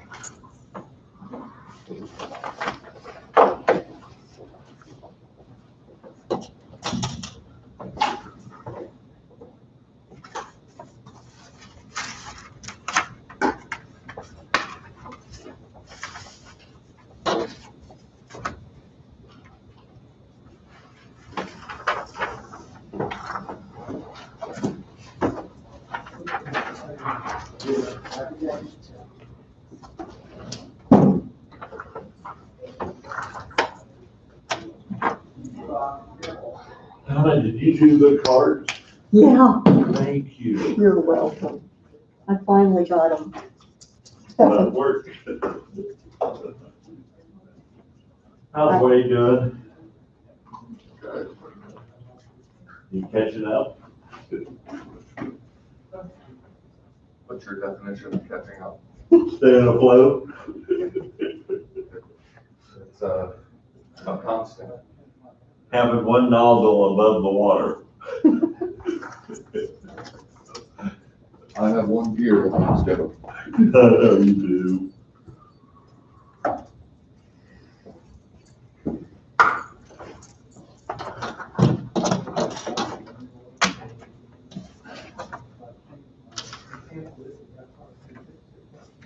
I'm hoping we walk out and it's sunny and clear. Wishful Yes. thinking. I'm not expecting it, but that's hope. Have you been contacted about the nominating commission? Yeah, you've been to a meeting, we've been to a meeting I'm already. sorry, I had to think, yes. It's out there, the applications are out there. And, March so- sixth, there was a question because on the judicial branch website, it still had Cody's name. uh-oh. Now, they updated it, because I got the, Okay. When it first came out, okay, now that could have been, and that was out of Topeka. yes. Yeah, okay. And I had called them and, did everything right. Yep. So Okay, they apologized. it happens. Exactly.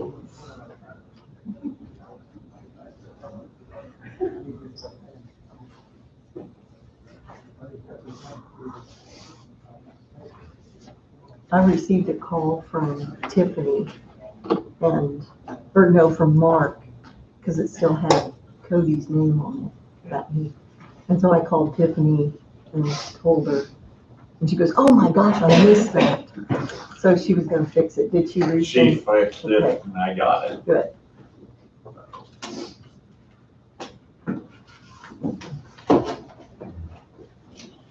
Thank you, Donna, for getting these out. You're welcome.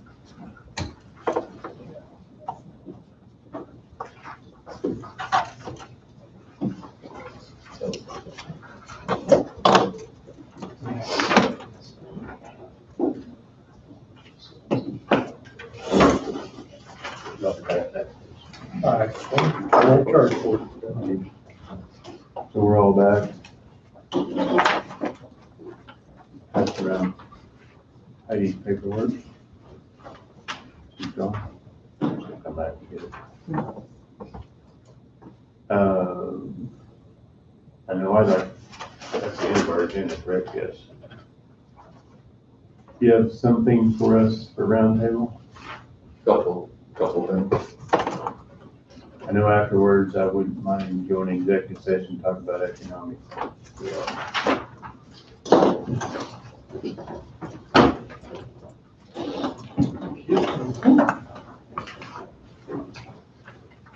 Is that with me or? No, I'm just letting everybody know. Gotcha. So last March when COVID hit, I had somebody put on the agenda from the Kansas Food Bank, and I don't know if you recall, the individual was going to appear in person, and they were going to talk about the Kansas Food Bank and how it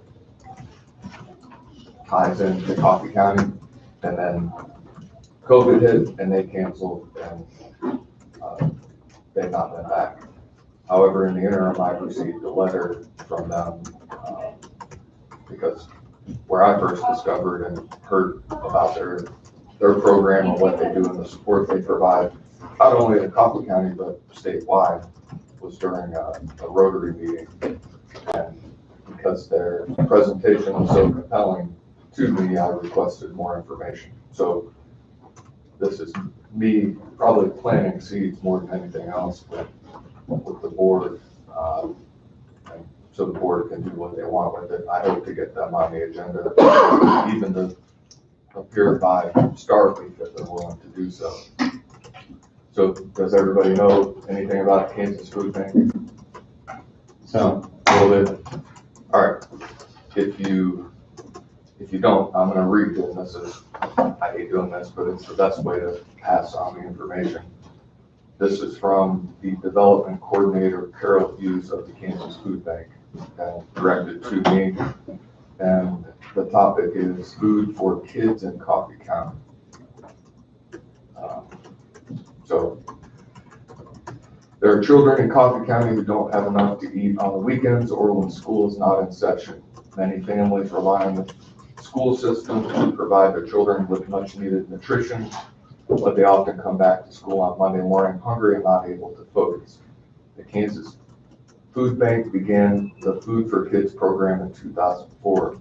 This program helps food insecure children by providing them weekend backpacks of food. Each Friday afternoon, the packets are discreetly put into their backpacks with additional packets for any other child at home so the children do not have to share. we're able to adapt the distribution so the children receive the food packets, whether they are in the classroom or learning at home. These packets are supplied free of charge to the families as well as the school system in Coffee County. Reason we're reaching out to you is to ask if you consider allocating diversion funds to help offset the cost of this program in your county. This school year, 76 children in Coffee County are receiving weekend food packets. Last year, more than 6,100 Kansas children received food every Friday. If you would like to help offset the cost of the packets, contact me for more information. The packets cost approximately $4.65 each at a total cost of more than $11,000 in Coffee County this school year. So for all the projects that are important and that this board provides assistance and money to, I don't know if there's one that might not be more important than providing help and assistance to the kids in Coffee County. I plan on contributing money through the diversion fund. I did last year, and I'll do so this year. But for all the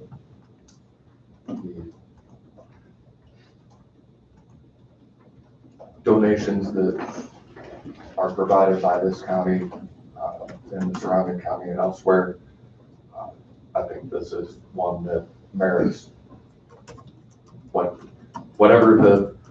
whatever isn't covered, at least by the county attorney's office, or if there's someone else who is contributing in Coffee County, that there shouldn't be any reason why the kids in Coffee County have to have their money supplied elsewhere for this program. So, Do they have a breakout of what schools and what numbers for each school? Other than just a rough number? They do. They gave that to me last year, and what they gave me this year, it doesn't have it. They just gave me the basic paperwork, the letter requesting the funds. The breakdown is $465 each for a total cost of more than $11,000 in Coffee County.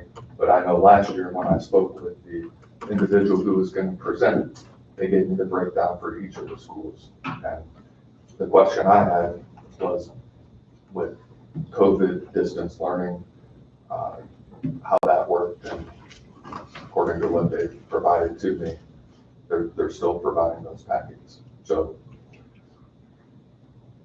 I'm not asking for anything right now, but this is kind of a planting seeds like I try to do. And hopefully when I get that person on the agenda and they can explain and describe the packet, what it provides, it's a better illustration in person because they will bring a packet and they'll show you what is within one of those backpacks that go home with these families, with these kids. So.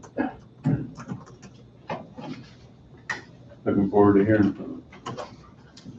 Would you prefer to have them in person if they'll do it, or if they can't, or if they won't because of where we are COVID-wise, if they'll do it by Starlink? I would say whatever they're comfortable with, in my opinion. Okay. Because that's where we're at now. I mean, it's, you don't want to just. I think whenever something like that's done personally, it carries a little bit more weight. Sure. That's my thought. And that's the ultimate goal, but they may not be willing to travel with everything going on. And, you know,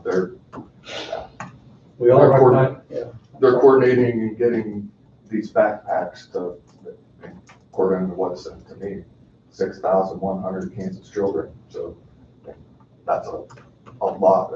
That's a monumental task, and they're doing it in a way where it happens on a regular basis. You said it's 75 in Coffee County alone. 76. 76. So 76 at 465 each. We're gonna get in 12, 13,000 real quick. So we all realize how important our young people is to our county or any other county. So if there's any assistance we can provide for us, a program like this, to me, we need to be a part of it. And that's why I'm bringing it to your attention. For all the worthy causes that that's a very worthy cause in my mind. And not only this year, but each and every year. But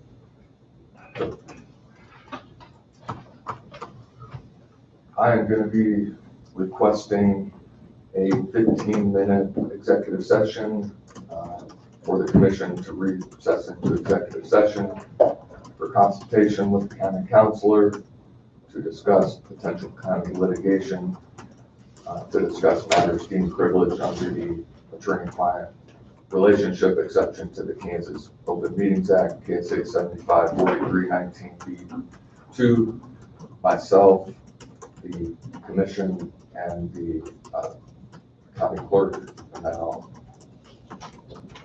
then that's for 15 minutes. I'll make that motion. I'll second. Tim has moved, seconded, all in favor, say aye. Aye. Motion passes 5-0. We're going into two tonight. 7:17.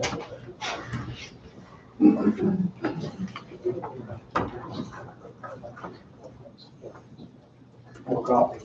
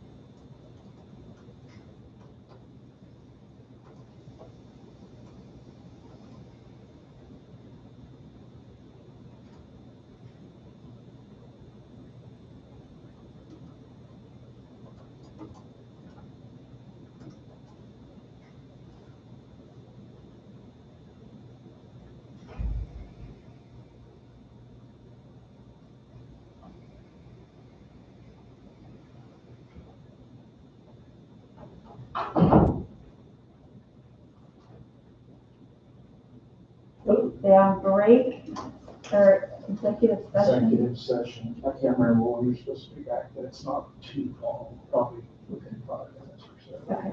Is there still more on? They're round table right now, so.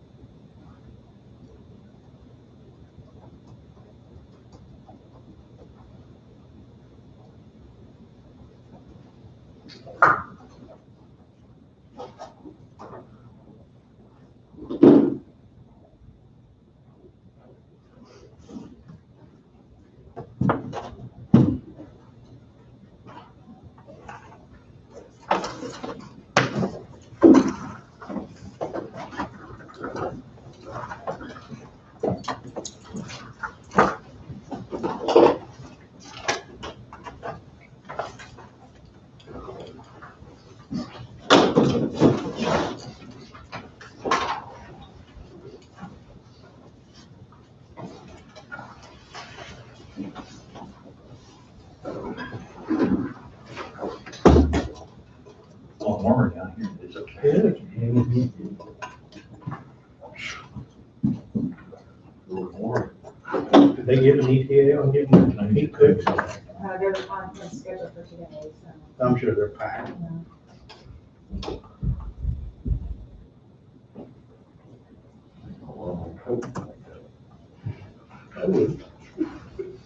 That poor guy's up there freezing in that office. I'd have electric heater going, what I'd have. There are quite a few electric heaters under the desk in this courthouse.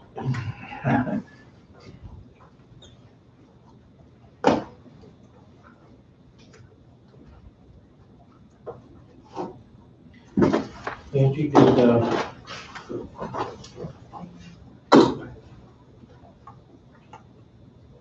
forgot her name, in your office up there.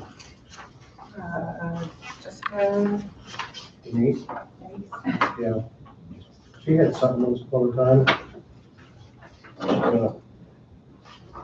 Oh, you might need to share with her. I visited with her. Yeah. I thought she was going to bring something down to our attention. Oh, the payroll, you guys will sign those documents today. They're the ones we did last week that we didn't get done for Monday. So,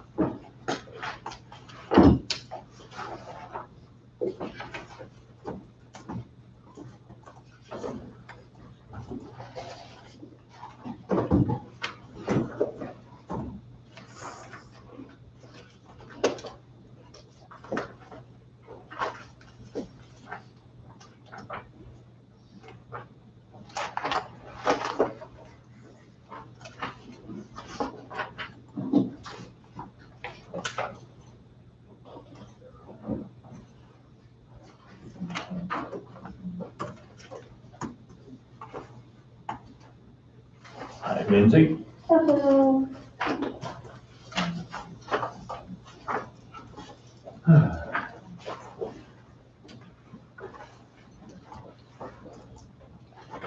You. In your bag. Lindsay. Yeah. Got something for us? Just a quick update. Okay. We were scheduled to have a vaccine clinic this afternoon, but we rescheduled that to Wednesday. And all of the 100 people that were on today's schedule have been rescheduled for Wednesday. We have another one coming up next week, and then we will begin our booster shot clinics on the 26th. So that's where we're giving the second dose. So we are still getting, so far, 100 doses per week, and then the state will now start sending us an extra 100 to do the booster doses. So we weren't quite sure how they were going to do our booster doses, but now we've received clarification on that. So one of the things I wanted to cover with you guys is how we are doing contact tracing. We had some discussions with Dr. Sawyer, and he had recommended that we could stop doing contact tracing as of January 18th. The only thing that's really changed with that, so I'll describe our current process and as opposed to how it used to be. So currently a positive case comes in and we still call that positive case. I'm sorry, Lindsay. Yeah. Earlier in the meeting, we decided we weren't gonna wear these so that the public can understand us. Okay. So if you would. Okay, in the past, we get a positive case, we call them, we go through the timeline and the investigation with them, they provide us the names and phone numbers, and we call their contacts and give them quarantine information. The difference now is we still get the positive case, we still do the investigation, we go through and identify those contacts with them, and we list them in their chart. The only difference is that they call them and let them know they need a quarantine. They are provided, our phone numbers are the on-call nurse cell phone number if it's later. And they call us back. We still provide letters. We still issue the guidelines. We still text them what they need to know. We just aren't the ones making the call. So it is still being done. It's just a slight difference. So, but I just wanted you all to be aware of that. So, yeah, otherwise we're very swamped. So. So you're not calling the people once a day, they're calling after your initial contact, they are returning the call to you Yeah, so on a daily basis? the positives we are still calling daily. Of course, they can choose to not do that. But yeah, we still call all of our positives daily. It's the ones that need to quarantine, the close contacts of the positive that we don't call, they are called by the positive. Lindsay, I was asked, is there any way of releasing the information, how many people in Coffee County have been vaccinated and what level are we? Okay, so we are in phase 2 right now, and we have provided, I think it's 306 immunizations. And it's on, Lindsay has started to put that out on the weekly sheet. So whatever was sent out on Friday, there should be a blurb about how many were vaccinated. So we currently have 110 vaccine in the fridge, and that was to be used today, but we'll use it Wednesday. Thank you for that information. Sure. And we are, I will say, I have to publicly thank Connie Lawrence and her staff. She has allowed us to utilize a couple of her staff who have some downtime. They have been helping us make calls. We could not do this without their help. So it's been very necessary that we have help. So, and it's been going very well to get that done. That's all I got. Thank you. All right, thanks, guys. Thank you. You have anything else you want to share with us? Not for today. Angie? The only thing I have is that next Monday, there is no meeting for President's Day. Regular meeting will resume on Tuesday, the 16th at 9 a.m. Is it? Yes. Tim? Nothing. Guilty. Trying to see what next Tuesday is. The day after Monday. 17th. Oh, Tuesday's 16th.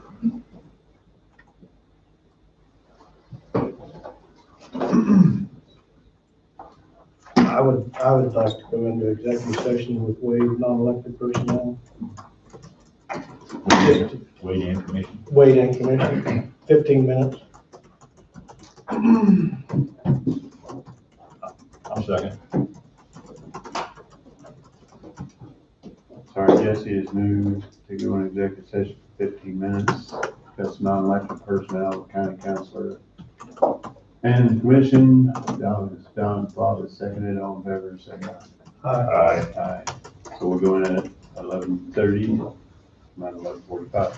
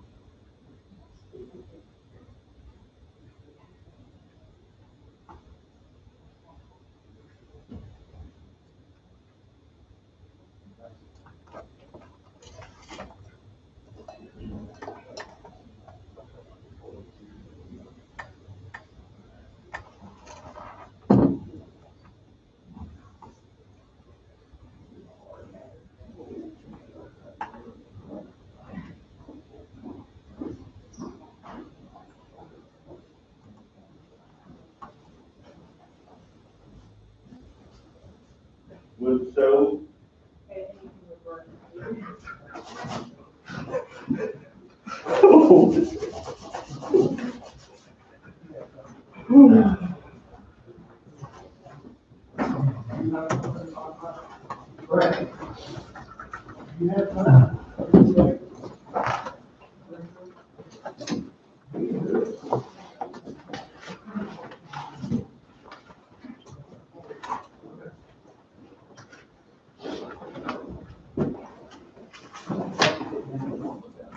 Where did that there? That sheriff's department? Yep. I'll address it. We gotta do that before we leave today, please.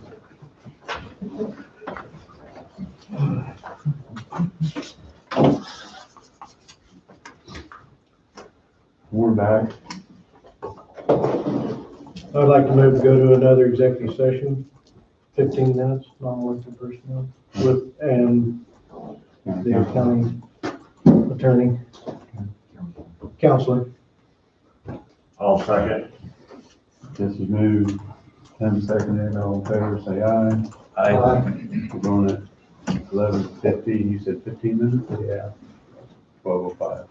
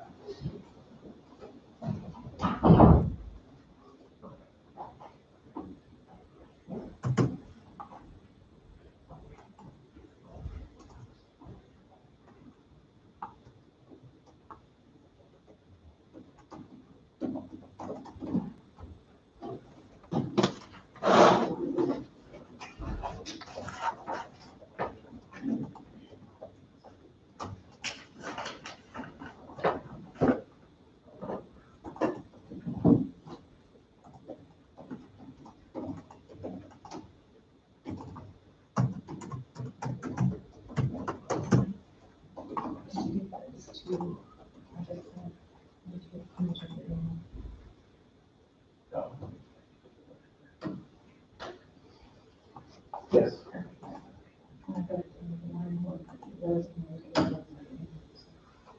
Yeah, that helps a lot. Yeah, well, sometimes when you do work, people have work, they'll say they can do it, but they can do it. And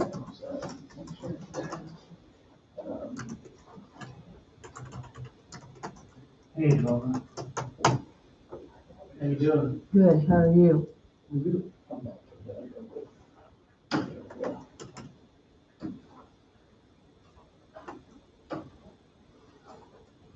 This is but it's a little different from my laptop.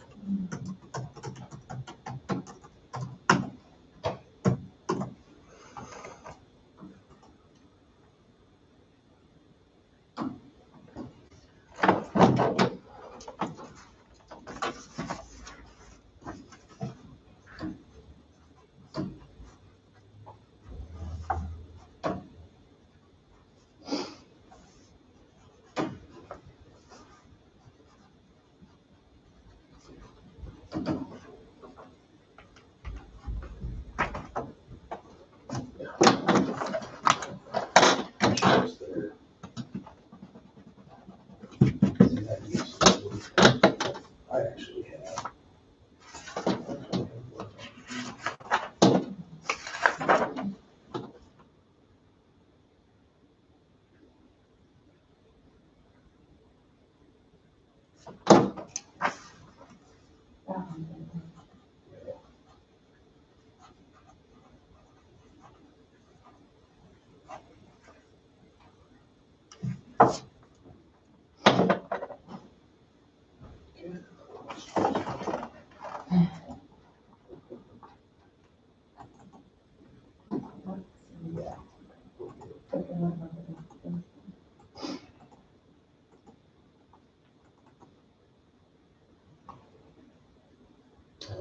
Just not really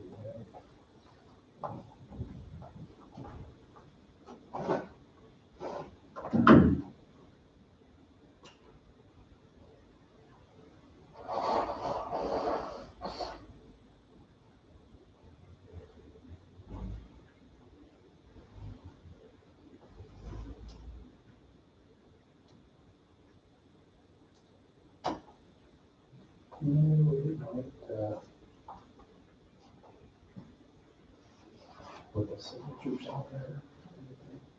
That might be PDF. Well, no, it's still kind of.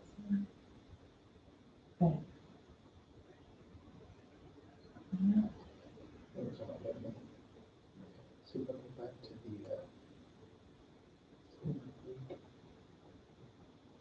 I'll just copy it and send it back.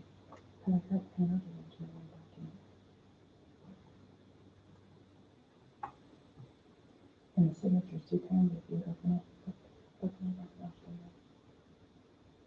These come in the picture, and so you can delete those off, or just put our names. And then copy. well, when I get back to the office this afternoon, I'll see what, If it's not, I'll just call you once you're down. it should.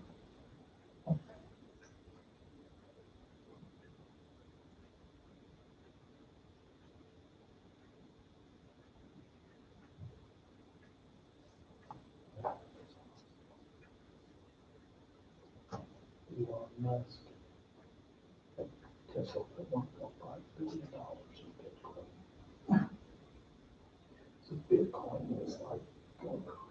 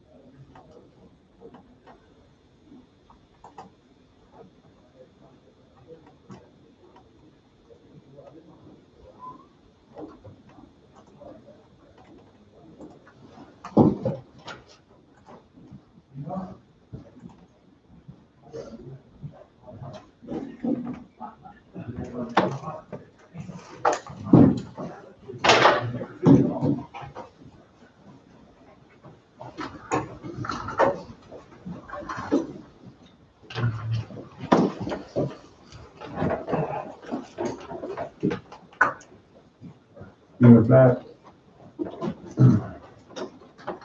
Anything else, Jesse? I'm good. Bob? I have nothing. No?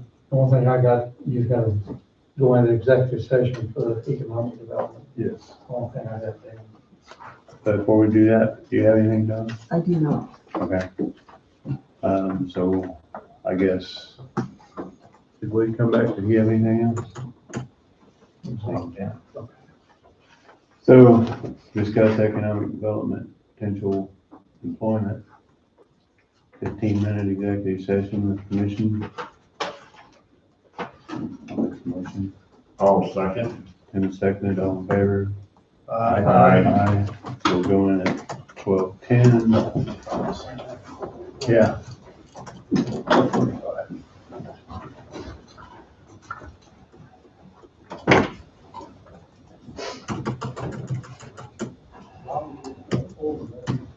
I need to do this before we head up. No, there's still some more that's coming around. Aye. So you're okay.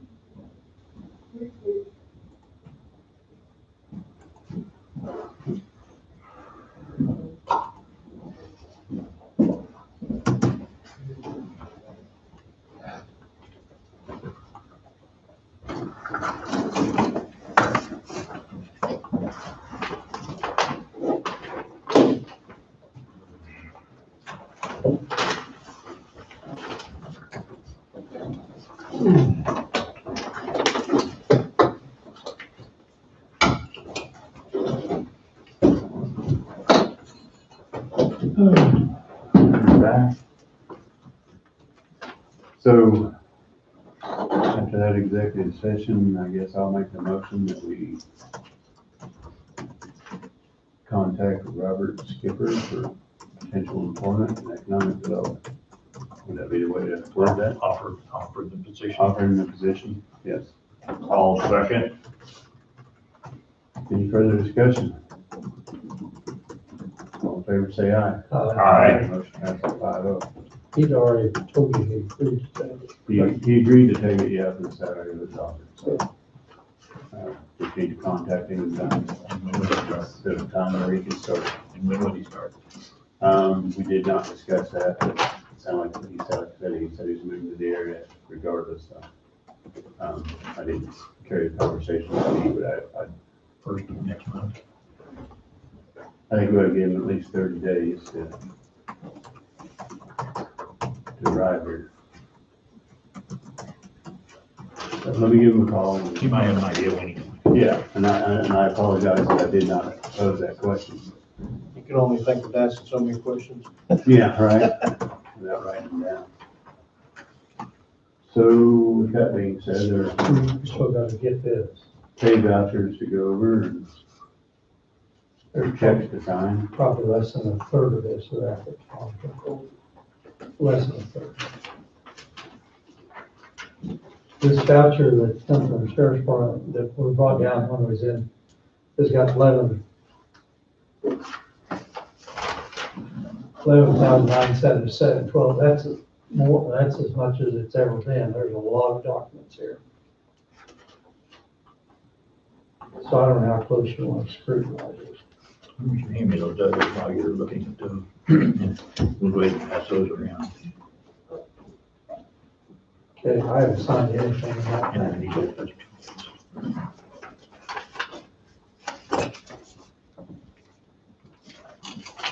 You didn't have anything, did you?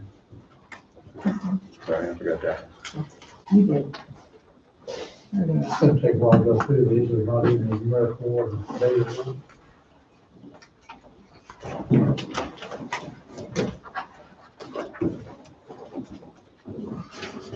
From my glasses, couldn't find it. That's bad.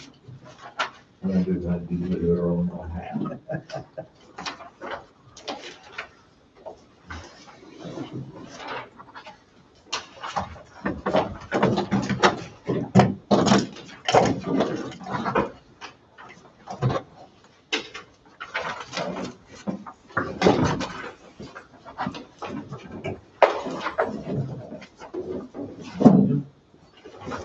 Oh, I did forget to make copies of, I received via email the City of Levo's expenditures. I can pass it around. What they did with their infrastructure and parks money last year. I printed it off them. I I think forgot I to sent it to all of you, didn't I? I don't know. I think I did. I don't remember. I think I did see something, Okay. email maybe. This is very legal. Last week we got Gridley and Webley, but Webley was right. His balance sheet's on it. We've got the request to write information from them. Because it showed two balance sheets. It showed No, I think- recaps. This is Levo's. Right. No, I think it was just me. Gridley had all the That's why I printed recaps it. out. Okay, maybe. It's okay, but Yeah. that's the reason I printed it, because I only seen I. And I could have messed up and not sent it to all. It's all right. And they weren't listed on correspondence here last week. Gridley and But yeah, that was my reason for printing it.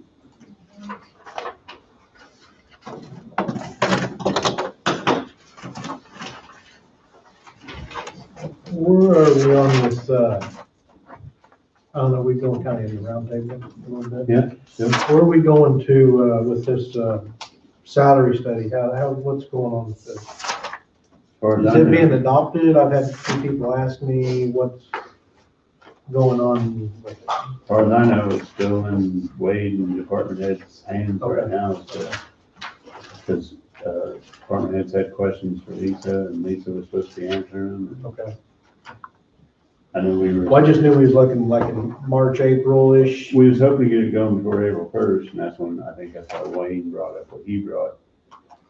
It's not have the same issues at the 30 cent an hour rate, maybe the further in advance we can do this, the better. And I do agree with that. So. But again, it's one of those things, I know Don and I have been pushing to get it into place. New salary study, I mean, there's some people are topped out, so to speak, I guess, on their advancements, and this frees that up and gives them more opportunity. There's still a few that will be topped out. Is there? Okay. There's still a few, even in this new one, gonna start out low.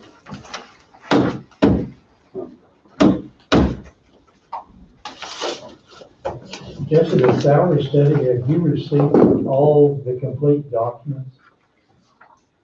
Probably Fred Got the hasn't booklet, got the booklet form to start with, and then quite a bit of correspondence following that. There's a lot of stuff there that got sent to us in 3 or 4 different occasions. I reviewed a lot, but I don't know all of it, you know. I mean, But if you got the main book, that's the nuts and bolts of it. But then there's been correspondence since too. I think I've got all correspondence to you. Bob's big into this stuff. If you come across something you don't have, $100 let me know.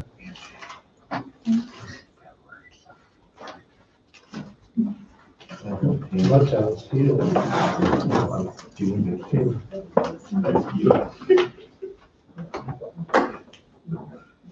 I'm not good. February 16th.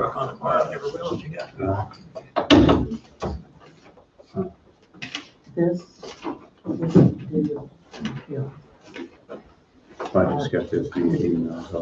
That's on this line on day one. Should be a fresh start starting. I don't like Your reading. first start. Leeway. Because some of that stuff is from February. Should be good available more time to do it. Of course, we got all that. Yes. Oh, that is the wrong day. So anyway, there's March 15th is the due date. No, it's got 2020. Warm enough. So warm enough. This has got 2020 expenses. That was the rough day.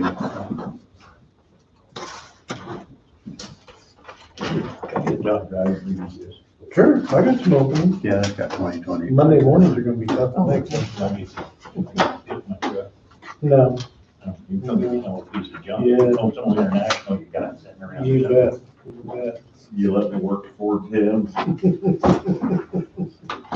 We got a 14-hour day. We'll throw 10 hours. We gotta do the other 4 hours. These bylaws that was passed out to us are policies. Are these identical to what was in our manual? I would assume so, yes. Assume so too. John, I'm gonna take your word for this. We'll start looking at the new one. Give this one. Most of the time, that's in the 5,000 to 6,000 range.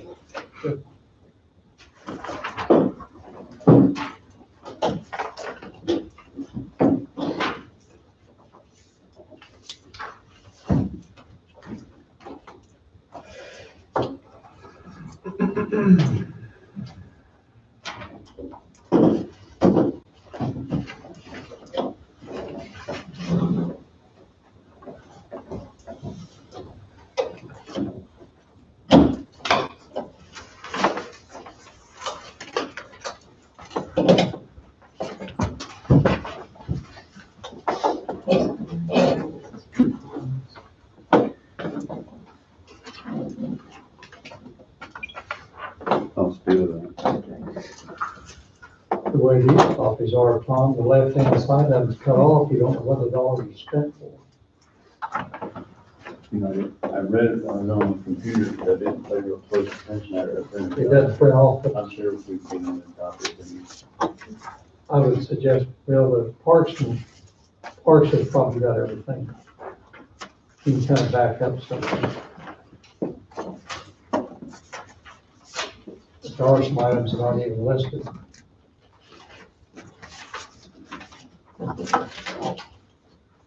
Probably wouldn't hurt to have a little clearer. Okay. It doesn't detail every, all the information's not on there. We'll get a better one. And then we need one from where, a recap sheet from where, because all it was, the balance sheets didn't show us that. A lot of times when I get emails, it just depends on the format. I really, They've been using the format that Don had been sending out, which had everything good. Well, I'll just throw this out. I've never known any other communities to abuse it, so. yeah. Well, It's we just had nice two, to see. the last couple of years, we had two things that was questionable, but we didn't. I just did what you asked me to do. You asked me to contact them and get a report, and that's what they gave me, No, so. there's a, Well, I think what he's saying is when I printed it out, it's missing some information. But he was, there's a spreadsheet that's been followed the last 15, or the last, and I haven't seen that spreadsheet since 6 months ago, or maybe a year ago. The spreadsheet tells them how to do it. It's got a listing of the description of what it was funded for, and then the dollar amount, then the carryover amount. We need to know what that carryover amount is, because that's been under discussion occasionally when they had a big project. That's usually why they carry over, because they have a big project Well, coming. that's what Ware was working on, something your guard, and we don't have a carryover on. They need to follow that recap sheet in mind.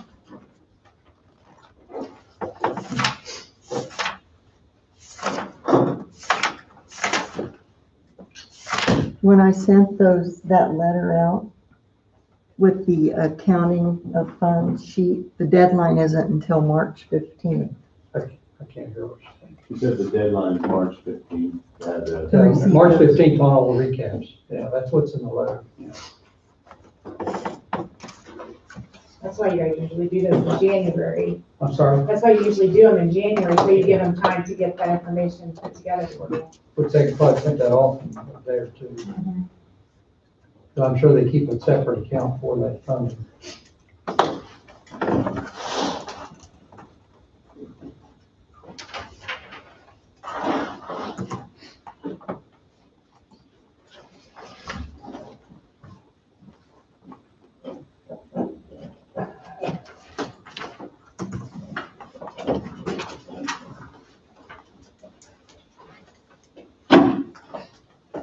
Mercy.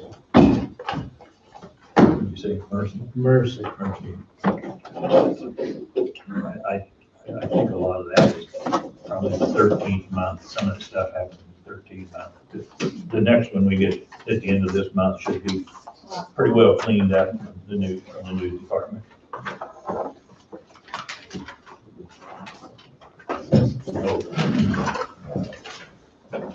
Don't throw your arm out.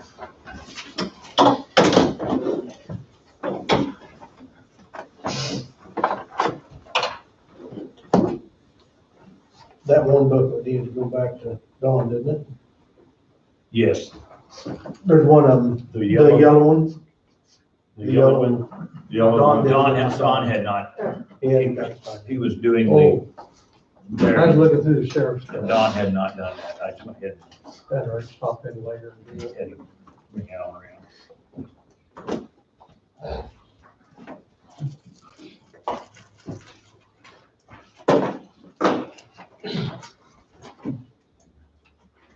All credit card and this. Mhm.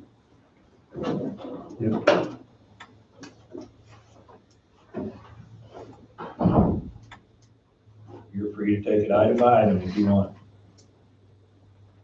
I just scanned it.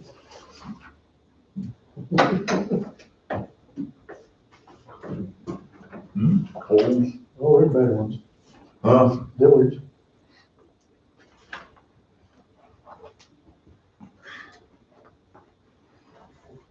Well, So I don't know what it was, a couple of stuff we could buy.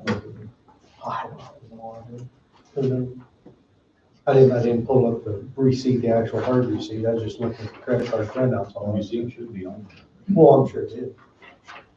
You gotta search through 8,500 I know. receipts. It'd take me a day to analyze it. Maybe more.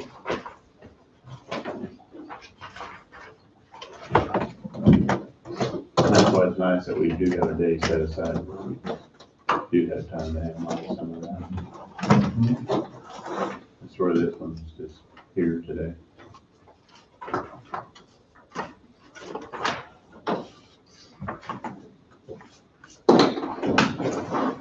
Split half of them, throw them back over here. I'll look at half and you look at half. Let's see if we can find it.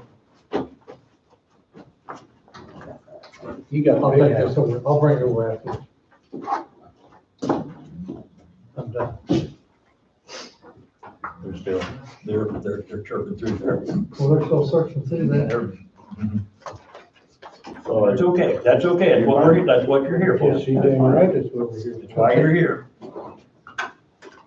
And I'm wondering, do people charge maybe like personal stuff and then pay it back? No, they're not supposed We're to. not supposed to, but occasionally it does. Does that happen I can- on mistake? I can Yeah. understand, I mean, hey, I need, oops, I don't have any cash. Yeah. So I'm gonna eat and then I'll reimburse the county back. It's Or generally when- happened just by an error, a mistake. Okay. Or when you Usually that carry happens by 2 email. credit cards, or Usually 3 or by 4, Mhm. hence me, and you got one. It's happened, but again, the people have made note of it and taken care of it. Most of it's the road bridge only, they got $150 for their boots or whatever. They're gonna buy that front and reimburse.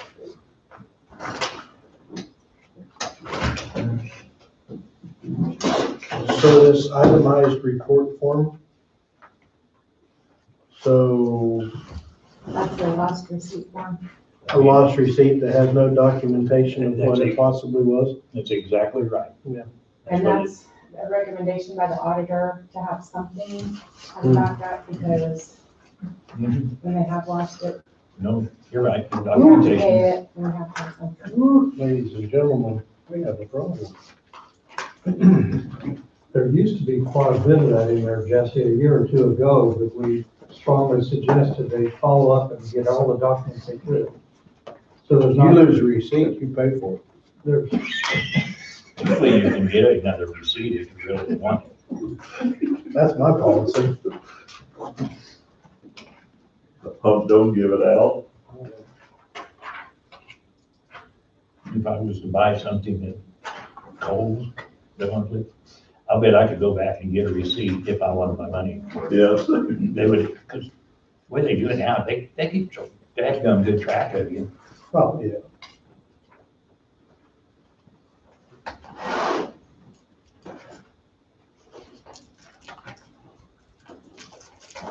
We don't have that problem with you, do we, Brad?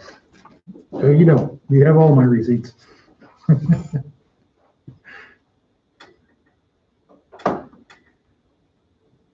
modern ever gonna make it down today. We're on their schedule. I don't know what time they'll be here. I'll find a J.C. Penney. JCP.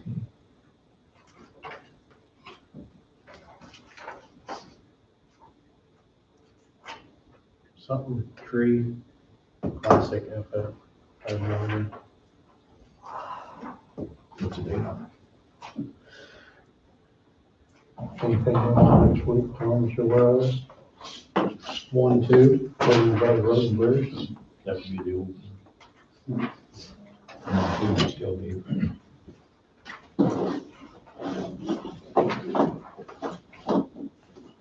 Men's houseware. Men's houseware, Men's house. What clothing, is men's house? That's a suit place, I believe. yeah. Pants, plain bottom, pants, waist, seat.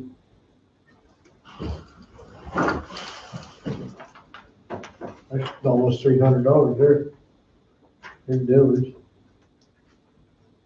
ECCO men's B-pop, $174 billers. Well, that's, Well, that's a that's return. Gary on.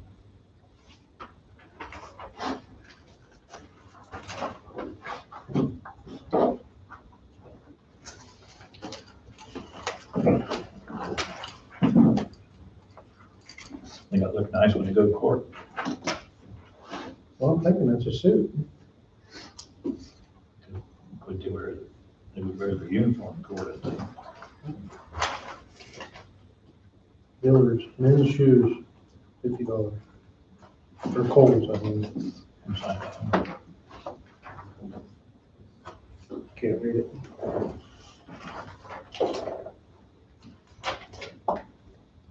Three, five, three. I think that's on too. Okay. Brown shoe fit.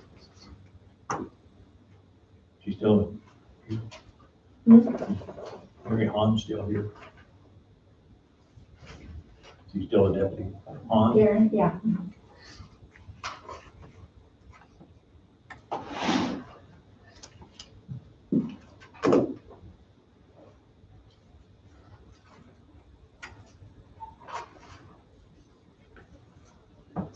One nine.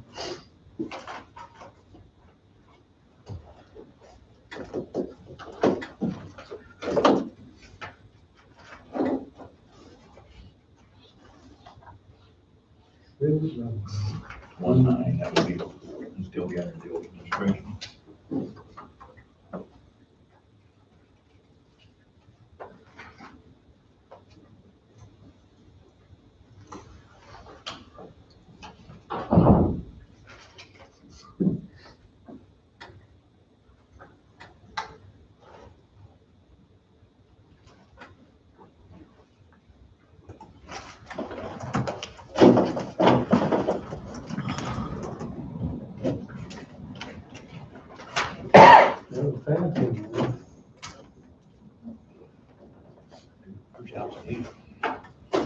It's not bad, it's just. That was tough, yes, sir.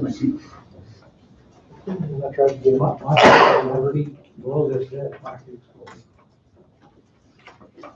It's not bad, it's just compared to the other. I've been working in my garage all weekend, I'm fine. About the same temperature my garage is.